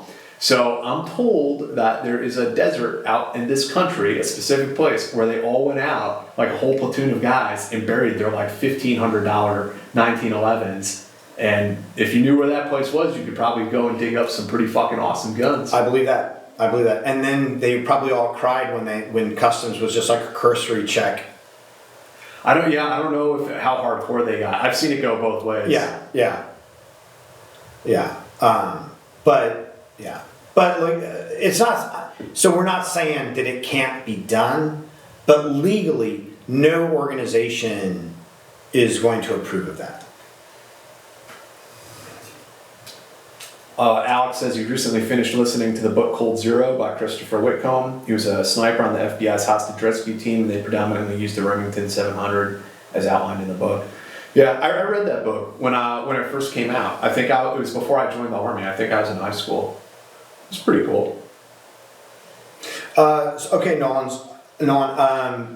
I mean, that depends on your mission. It depends on your mission profile. I mean, if you're trying to do a covert action, you're going to use, host nation or foreign nation weapons. You're going to use everything that they use. And it actually came out in a story a few years back about how the U.S. government has this like armory in the Midwest somewhere with all foreign weapons for just that purpose. Oh, really? Yeah. Interesting. Yeah, I mean, but yeah, I mean, the problem with using like a host nation's weapon or a foreign weapon is most likely, unless it's something super specialized, your supply lines are going to be all NATO rounds. Anything that you get in country from your supply chain is going to be NATO rounds. So not only are you trying to procure a host nation weapon, but then you also have to have a way to get resupplied with the ammo and things like that. So a lot of times, that's one of the reasons why the U.S. military uses 9mm pistols as opposed to 45 or 40, is because 9mm is a NATO round. We can get 9mm from anywhere in the world. Oh, the Dodic. Yeah. So the 300 Win Mag was like one of those things. Like, I don't think it was on the Dodic yet, and so we would like have to take the ammo with us. And there's like some army regulation, like, no, you cannot take ammunition from the United States into theater. And it was just like, it was just a big nut roll. Yeah. So. And DC Nolan is asking about the Scar rifle. Is that what I had in the ambush story I told when I was squad leader? I was never a squad leader, unless you meant in training, but I never deployed with a Scar either. Backwards. I have no idea. Wait, to what degree is the SOF community aware of its branding as something distinct from esprit de corps? Well, I don't understand. Do you understand the question? Not really. Andrew, I don't understand the question. Can you... Chris is asking, will special operations ever go back to their original jobs, like SF doing UW, SEALs back in the water, CAG doing hostage rescue? Seems like everyone is hardcore DA. I mean, not any time in the future, from what it seems. Well, it depends on it. It depends on the combat or on the conflict too. I mean, look, SEALs were deployed in on the Somali coast for operations because they were maritime operations. But if you have Afghanistan that doesn't have any large bodies of water for them, they've got to get on the action somehow, because if they're not going to want to sit the war out. One, they're not going to sit the war out, and two, they're not going to lose budget and funding because they're not mission capable. So CQB became very, very sexy for a while, and then Afghanistan became very like infantry tactics intensive, and so like everybody's had to flex. Everybody's had to become something that they're not. Part of it is because of mission requirements. Part of it is because JSOC. Everybody wants to keep their fingers in the pie. We all got it. Yeah, they all want to keep the funding coming. You got to keep the funding coming. And and everyone wants to be the cool guy. They all want to do DA. Yeah, well, that's 100% true. And when and it's true that everyone wants to get a slice of the action. Like even like Delta, when they don't have DA missions stand by for them, they'll go and like take a FID mission from SF. That they'll find one they like and they'll just take it away from SF. Well, in SF. Well, and FID is foreign internal defense. So FID is training host nation soldiers to fight guerrillas. So when special forces in Afghanistan or in Iraq was working with the local government or the local troops, building them up and taking them out on operations, that's FID.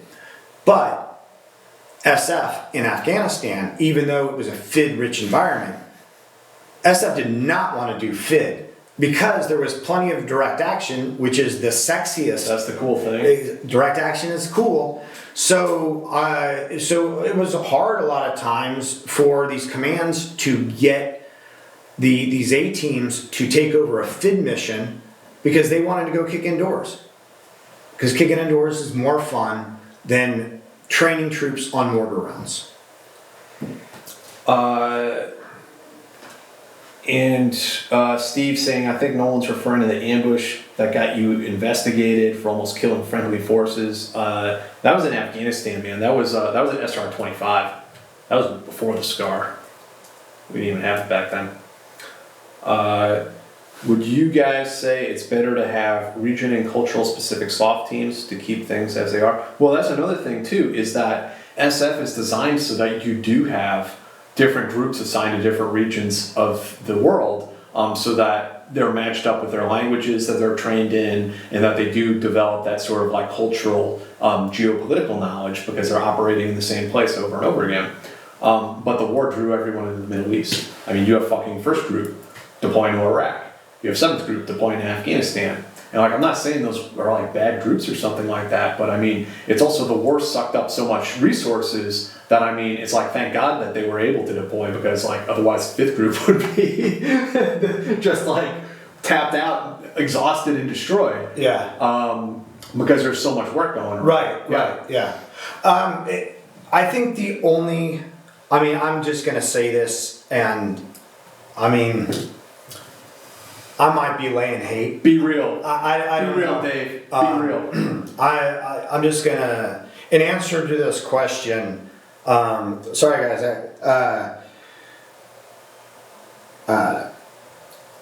where's the, did you delete the, Andrew, did you delete that question? Andrew, what the fuck, man? No, it's not a bad question. I was just going to answer it just now. No. And I was going to actually read it in order to respond to it, about the external perception of a unit being different than the internal perception, and do they use the external perception for funding things like that? Yes. So, what is it? What's it called now? Is it pour some tea? I don't know what it is. When you throw some shade. Throwing shade. So I might throw a little shade here. I believe there are only two organizations that use external perception for funding, that like amp it up. Marine Corps.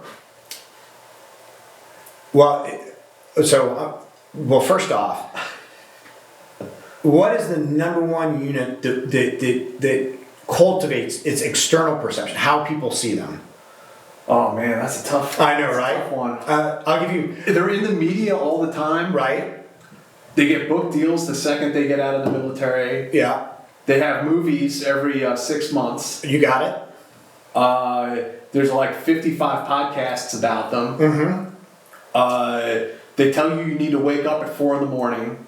and you need to make your bed every day, and that leads to success in life. Is that Jordan Peterson? No, that's fucking McRaven. Okay. McRaven is the make your bed guy. Jocko Willink is the wake up at 4 a.m. guy. So SEALs are a cultural phenomenon in a way. You know, written into the U.S. Constitution. Yeah. Were they? Is that true? Or is that like, is that from the movie? No, but I think they have all been but written into the Constitution. Yeah. So SEALs very much play up on, and their command very much plays up on their mythology. Yeah. For, I'd say, funding and missions and whatnot. I mean, you could go as far as, who was actually supposed to be on rotation, for the Bin Laden raid?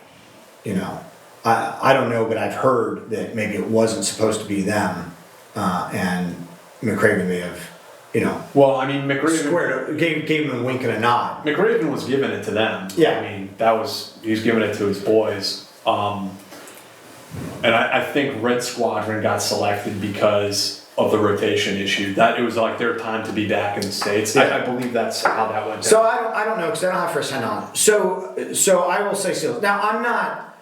That sounds like I'm throwing shade. I'm not. I'm not gonna say whether that's right or that's wrong or anything else like that. It's just that you'll hear more about SEALs from SEALs than you hear about Delta from Delta operators, or Rangers from Rangers, or Green Beret from Green Beret, or Force Recon or is there even Force Recon now? or the Yes. Raiders? Well, Because it's changed a couple of times. it's like super complicated, but they took all the force guys, sent them to MARSOC, and stood down force. Then they realized that the SEALs don't want to go out to fleet anymore, so the ships didn't have a DA capability, and force had been disbanded. So then they had to bring back force recon. So they are back around again. Okay. Now, I will say that the Marine Corps does that in reverse. The Marine Corps uses the difference between the external perception and the internal perception.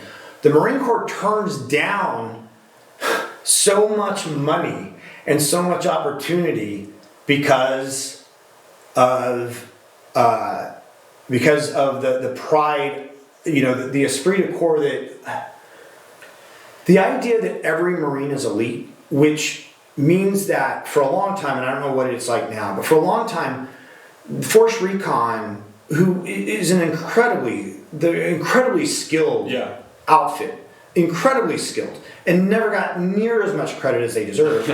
Never. But they weren't part of JSOC because the Marine Corps stuck by the entire Marine Corps is elite. We don't have elite. We're all elite. So they would actually turn down the funding and turn down the opportunities, and because of that, they sort of, they kind of like, hamstrung themselves. They hamstrung themselves. They had amazing snipers, phenomenal sniper course, which unfortunately I never got to attend. I don't know. They were,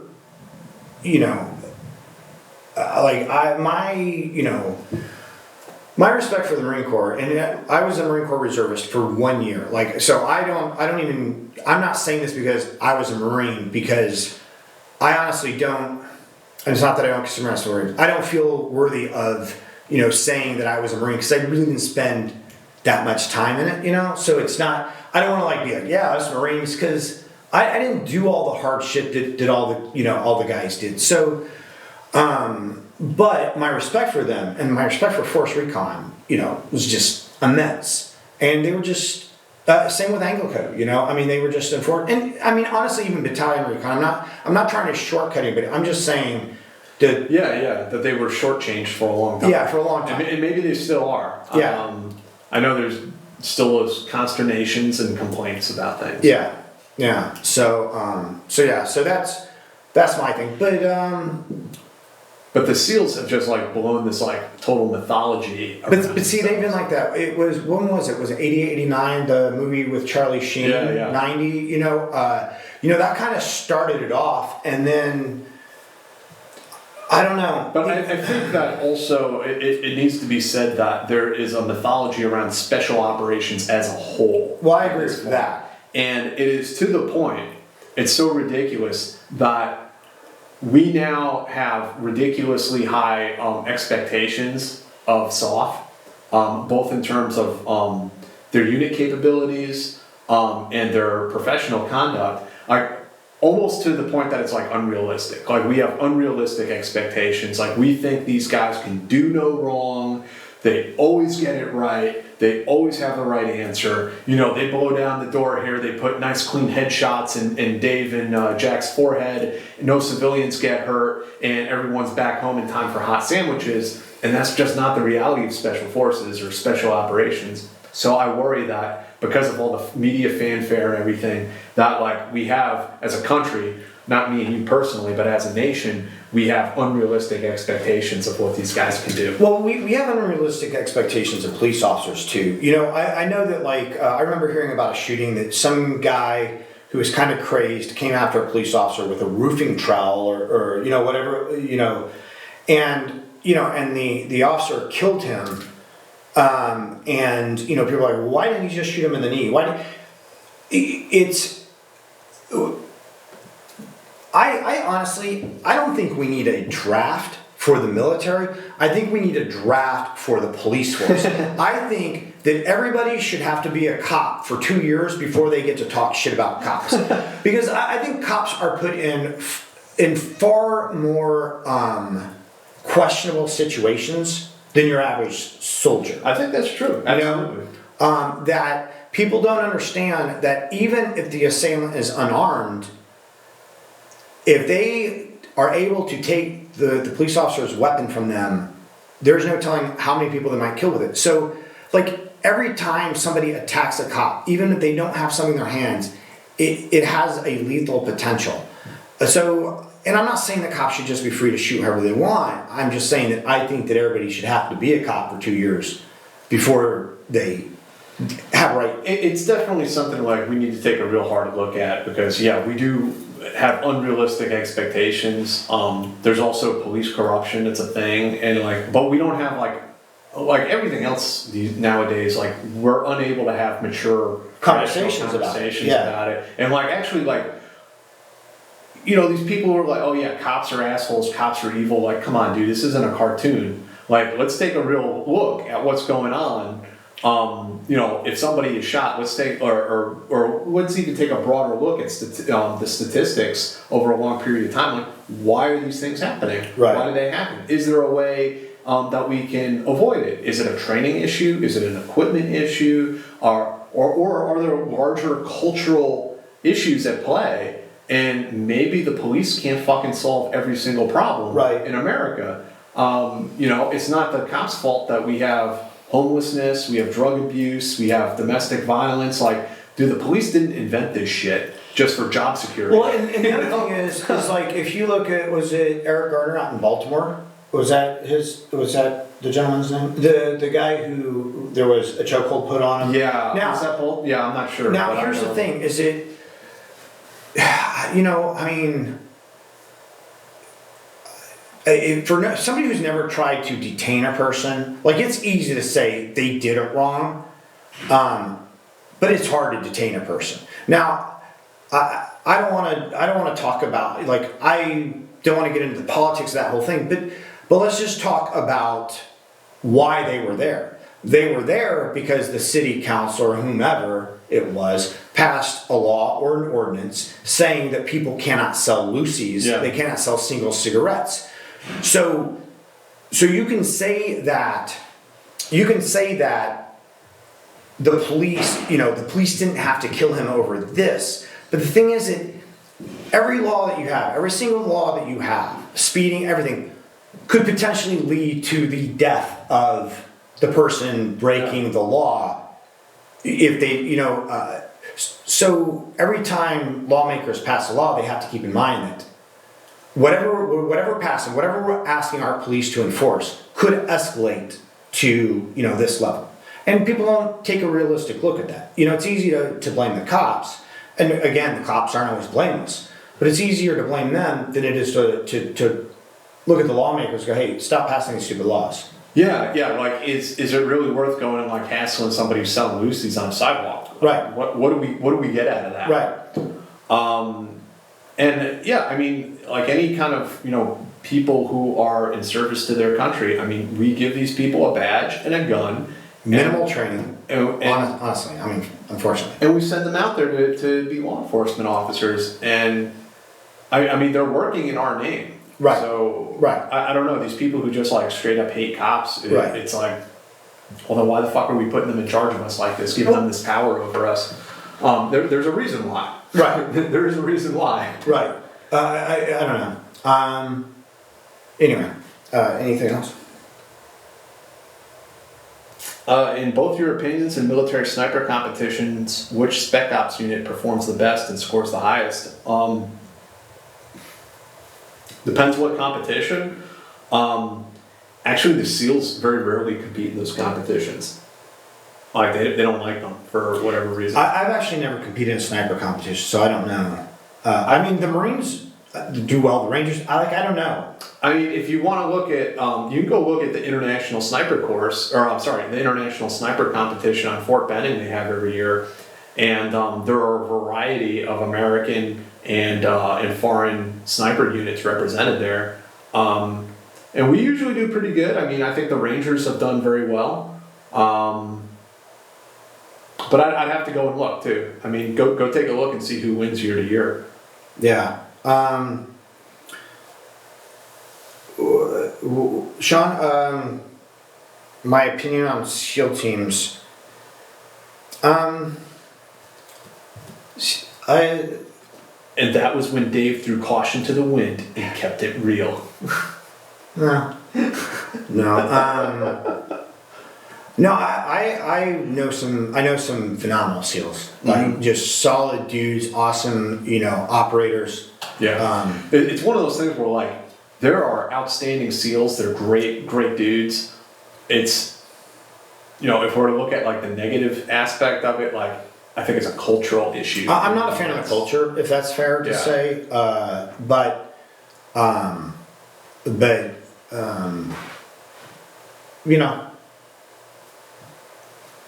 Next question. Well played, Dave. Well played.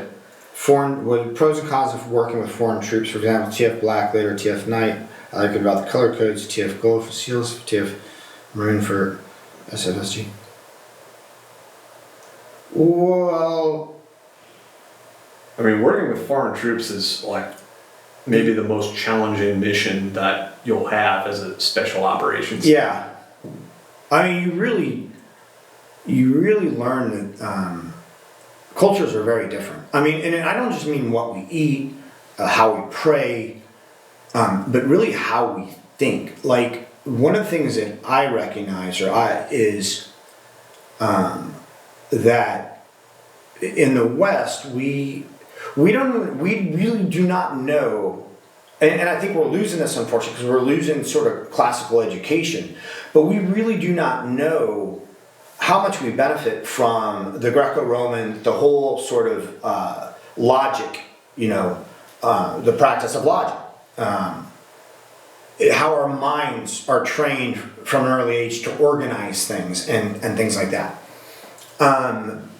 In Afghanistan, you might train, an indigenous force to clear a house a certain way, and they can clear that house that way 1,000 times, and they look amazing. And then you put them in another house, and they kind of freeze up. But also, when your axle breaks on a mountain that's a 30-degree incline or whatever, or 45-degree incline, and you have nothing, they will figure a way to rig that. I've actually seen those dudes drive Hiluxes like up the sides of mountains. Like, how the fuck did you do that? So working, and every culture is different. So working with foreign troops is definitely like it's tough. Yeah, I mean it's tough. One of the things on that note that I noticed was there was some sort of logical disconnect with some of the soldiers I trained in Iraq, where it was like I would train them on tactics, weapons, all that good stuff, right? But then the second they're unsupervised, everything just goes to shit. Or the next day we go out there and it's like they forgot everything I taught them the previous day. It was like there was a logical connection that they were not making, that they didn't realize that what we were training them was practically applicable in combat. That I'm not doing this just because I wear a uniform and it's like the army thing to do is to like shout at you and tell you like, hey, you clear that corner, you clear that corner. Like it's like I wasn't training them in like a drill and ceremony. Right. I wasn't just playing, treating them like toy soldiers. They didn't. There's this logical leap they could not make, that what I'm training you to do in this shoot house is what I want you to do actually in real life, and it's what's going to keep you alive. Right. And I mean, some of them, yes, definitely got it, and they're great. And you know who generally got it a lot of times were the English speakers. And again, I think again it's just because of how the brain organizes itself. And I think language has a large part to play with that. Now, I'm not saying that Americans are smarter than Afghanis. I'm saying that our thought processes are different. Even beyond that, though, Dave, like you also have to look both in Afghanistan and Iraq. The level of education is like way lower than it is here. Sure. And me and you had the benefits of a public high school education. Sure. These guys, their education level is like maybe first grade. 100%. That's 100% true. And maybe it sounds really. I don't know, like chauvinistic. Yeah, you know, but I mean, it's true. Chauvinistic. The literacy rate is very low. No, what I was gonna say is maybe it sounds really chauvinistic. Say the English speakers tend to do better, and it could be because they're more educated. I also think that it just sometimes language has a way of organizing the brain in a certain way, and I'm not. And again, they had strengths that you don't see amongst America. Their ability to create, like to improvise these creations, these water mills or radio tower out of nothing is like, you know, your comic guys be like, what? Yeah, that worked. That's, you know, like, you know, so you know, so yeah, but anyway. Yeah, but it's a tough mission, man. Yeah. And you know, the guys who are out there doing it today, they work in some very complex environments all around the world, training indigenous troops, and you know, my hat's off to them. It's tough. Timmy Little, recon is not SF. Cavalry is basically SF. Marine Corps is fire watch, radio watch of the service. I'm gonna have to beg to differ with you. I mean, Marines hook and jab. You look at Fallujah. I don't know. I mean, the Marines get down. That's just the simple fact. The Marines just get down. Someone's asking about what I was saying about Delta stealing missions from other units, and like, how does that work? And I mean, it's just they're JSOC, they have the clout and they have the pull, and they can do that. You know, I'm sure SF would do the same if they had the ass to do it. what was that? Someone's talking about an interview with Nigel Knocker. He was one of the British officers seconded to the Omani army during the Jebel War. That's a really interesting conflict if you go back and look at it. There is a Robert Curtis documentary called The Mayfair Set, and it's a 4-part documentary. It's fucking amazing. And the first one, it has a lot to do with the SAS back in those days in Sterling, and the sort of return to like British romanticism in the aftermath of World War II, and how the British Empire was gone, didn't exist anymore, but Britain still wanted to have this influence all around the world, and the SAS was a way that they could accomplish that. You know, fighting war on the cheap. And it appealed to that chauvinistic British attitude of, you know, we send a couple gentlemen to this third world country. Right. They will tame the savages. Right. So it's a very interesting documentary. But I mean, the Brits have been doing that since way before the SAS. Since forever. I mean, wasn't that essentially Lawrence of Arabia? Yeah. You know? So I don't know, Dave. You got anything else? We've been going for about 2 hours here. I don't think so. Are we missing anything? I don't think so. I mean, if you got any questions, final questions before we call it for the night. Delta stealing missions, did you talk about that? Yeah. I don't think. Oh, I mean, I was talking about them snatching up fit missions they like from SF. they would only do that though if there's no DA. I mean, that's the thing. That's my point. Yeah, that's the thing. Is they wouldn't do, like, you're talking about before these wars though, right? No, that happened pretty recently. Oh, really? Yeah. Oh, I didn't know. Yeah, I didn't know. But everybody tries to snatch missions, you know. What they think looks sexy. Well, it's not just what they think looks sexy. It's just they need to produce results to produce funding. I mean, that's the basic, you know, crux of it. Is that, look, the UDT, the underwater demolition teams, had a huge role in World War II.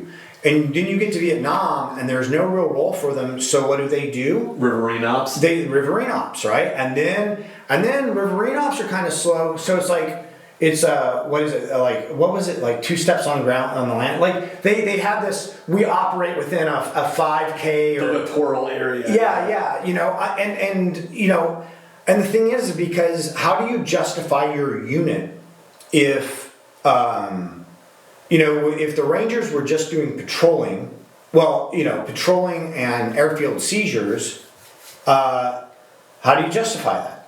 You know, it's like, so if CAG were just doing hostage rescue, and that's it, they would be sitting on their ass 99.9%. How do you justify it? Yeah. You know, having this huge expensive unit that they're sitting out the war. Right. You know, it's like I had somebody tell me about the invasion of Iraq, and the SIF teams were just sitting around and they had nothing to do. Yeah. You know, and it's not their fault. It's just you. Yeah. I mean, maybe you over specialized yourself out of that particular job. Well, and that's why you see mission creep. You see mission creep because if people don't stay employed, people don't prove their worth, they're not going to get funding. And really, you know, one of the things that sets tier 1, tier 2, tier 3, what do you guys want to talk about, apart is how much funding they get. And how much funding they get dictates how much, you know, like, yes, they're elite, they're more elite than the next tier, but they're able to be more elite because they have more money to afford better training, more training, you know, so it's money. You know? Someone's asking about an old article I wrote when I mentioned a pissing contest between ISA and the CIA that messed up attempts to vet rebels in Syria, and if I can elaborate on that.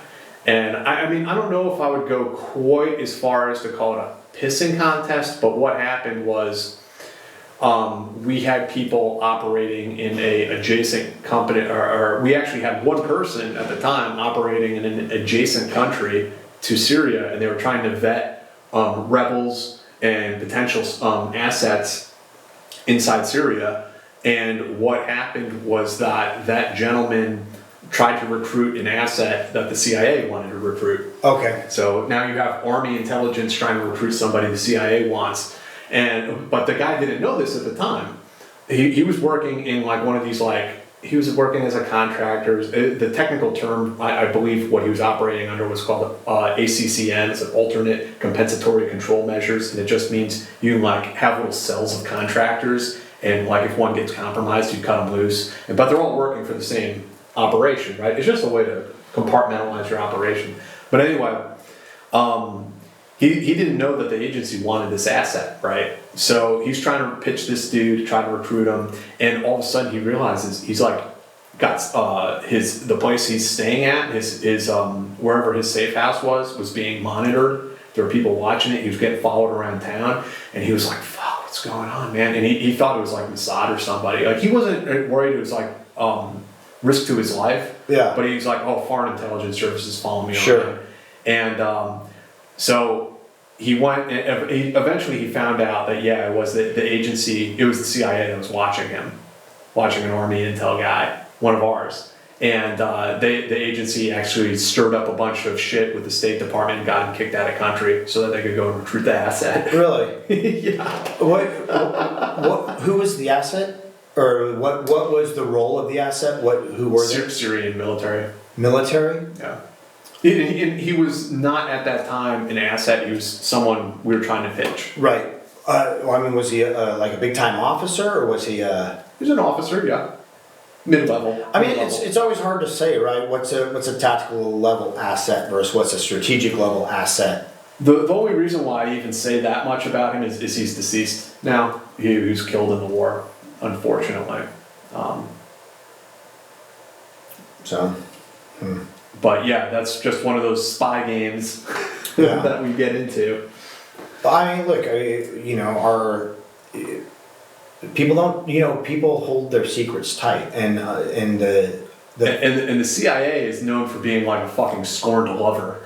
I had guys in the Philippines tell me that. Oh, really? Yeah, the Filipino troops that have worked with the agency at various times, and he's like, "What the fuck?" It's like they're a scorned lover or something. All of a sudden, you're like the redheaded stepchild with them. If what? Oh, if it's how the agency operates. It's like one day they have a use for you, the next day they don't.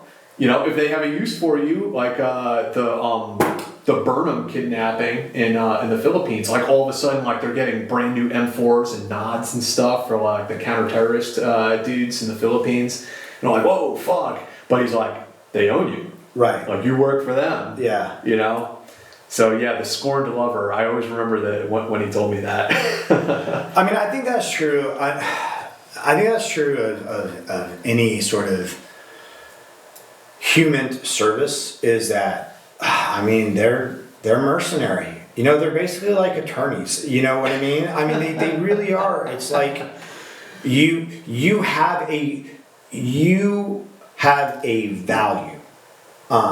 You have a quantifiable value, and when you no longer have any value, done. I ain't got no time for that. Yeah, yeah. You know what I mean? It's like, it's the nature of their job. I mean, they talk about, you know, if you read some of the books on the agency and they talk about the farm, you know, and their course, and just how basically cutthroat they have to be. Because, yeah, on one hand, I mean, that guy, that officer, was, I think, a good person.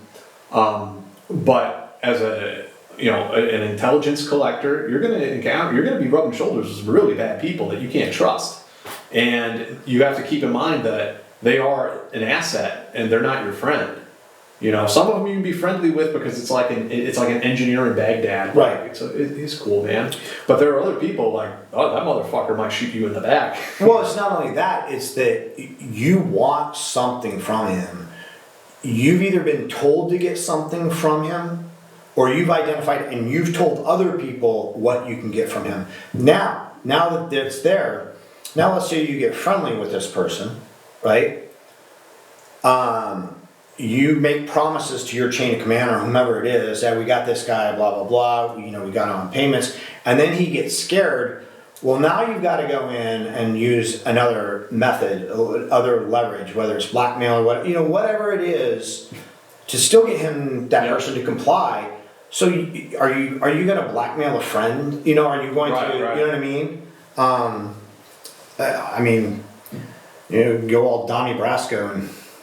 Yeah, I mean, even like you gotta be able to think on your feet, I suppose. You know, I even had a dude in the FBI tell me the same thing. Like when he was here in Brooklyn, you know, trying to bust up mafia groups, and he's like, you got to be smart about this because like he said he had a guy get in the car with him one time and like, oh yeah, I can help you with that information you want if you go and can you look up these names on your computer in the office. And he was like, dude, get the fuck out of the car right now. He's like, I guarantee you what happened was that guy got busted over in Jersey or something with drugs. And he told the prosecutors, oh, I can get you a fed on wire, breaking the law. Right. You know? Yeah. And even if he just played along, like, yeah, sure, I'll look those names up for you. Yeah. Just to get information out of him. Dude, now you're on. How do you explain that? Yeah, it doesn't look good. It's just kidding, guys. Yeah. So I mean, when you're doing that kind of human work, you got to be. Not that I'm not a human specialist, and I want to be clear about that. But from whenever I talk to people about it, you know, it can be vicious.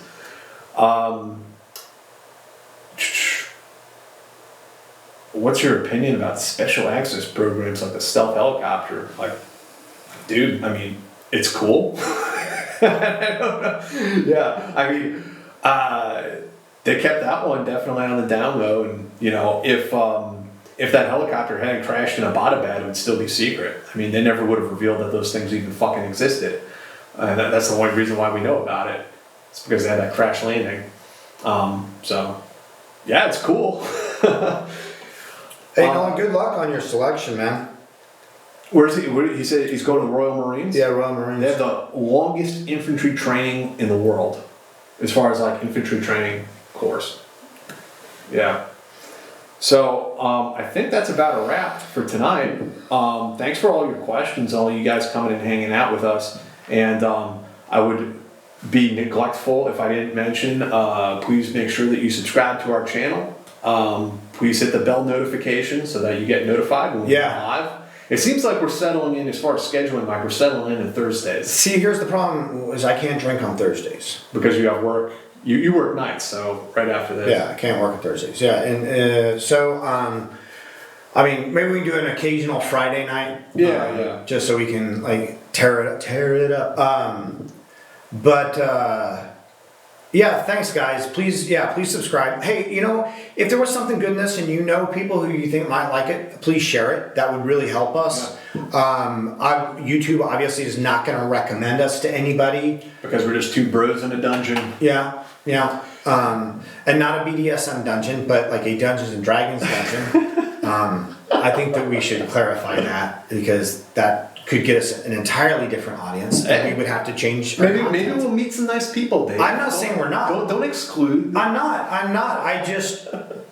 don't like. I think we have some interesting content, and we'd have to change our content. Maybe. You know. Yeah, I mean, I'm not excluding at all. Everybody's welcome. Subscribe. Please let your friends know, and please check out our Patreon page if you get the chance. And you can. We're taking donations to try to fund this endeavor, and we've actually grown quite a bit. Got a lot of subscribers in the last week. But we're still got quite a ways to go to meet our goals. So until Jack wears a Sailor Moon outfit. Well, that was over that weekend. Was it only Comic-Con? You're saying this is like a long-term goal? No, you're right. I think it was Comic-Con. Yeah, I thought that was a fun. You're right. You're right. But we're trying to get there. So I mean, you can give as little as $1 a month if you want, or if you want me to read your name out on every podcast or every live stream, you can give more. Yeah. That's one of the goals. I think somewhere in there, you have to read at the tiers that I put in there. And if you feel free in the comments or message Jack through YouTube or whatever. If there are topics you'd like to hear about, whether they're sort of geopolitical news, like we did for the film this time, we both went and watched the movie and took some notes on it and had somebody didn't like that, and that's fair. I mean, somebody gave us a dislike. They didn't like the movie analysis, which is fine. Like, I'm surprised. I thought that's kind of like right in the wheelhouse of this sort of world. This world is wide. Sometimes we talk about news, sometimes we talk about comics, sometimes we talk about military stuff. Yeah, no, absolutely. So, it's totally fair. But if you don't like what we do or something about what we do, please let us know. I mean, we're curious. Yeah. We're still finding our way here. Yeah, and definitely let us know if there's specific topics, if there's other like some cool obscure films that are about espionage and military and war. I mean, we can do that more often, but also other topics in general that you'd like us to do like a deep dive on. And Nolan will give you a trigger warning if we do comments. Yeah. And what else did I want to say? That's about it. Yeah, please check us out on Patreon. Please make sure you're subscribed. And thanks for joining us. And I'll also get this up on SoundCloud, the audio for the podcast. I'm continuing to do that for those of you who prefer this in podcast form. Hold on. Hey, Jim, we're working on guests. We're kind of trying to get local people. We're also trying to get Skype people. Neither one of us know enough about. Yeah. I'm continuing to work on the tech stuff, and but I do have a list of guests lined up. Yeah. It's just a question of hammering out some of that stuff, and I need to get a specialist in here to iron it out for us, and then we'll be cruising right along. We're definitely working on the guests though, because we know that just listening to us talk about crap gets boring. Yeah, once in a while it's okay, but not every time. Yeah, not every time. So we got that. And our goal is to actually have guests on here more than it's just us. Absolutely. Cool, guys. Well, thanks for joining us tonight. Yeah, thanks, guys. We really appreciate it. We will see you next week. I don't want to announce anything because I have no idea how things are going to go. Might have something pretty cool going on next week. We'll have something cool regardless, but look, we'll see. You got Jack Murphy. It's cool, right?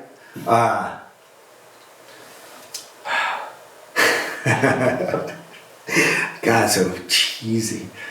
I'm hot dogging it. Hot dogging it. Hot dogging it. So, thanks, guys. Appreciate it. Yeah, thank you. And we'll see you next week.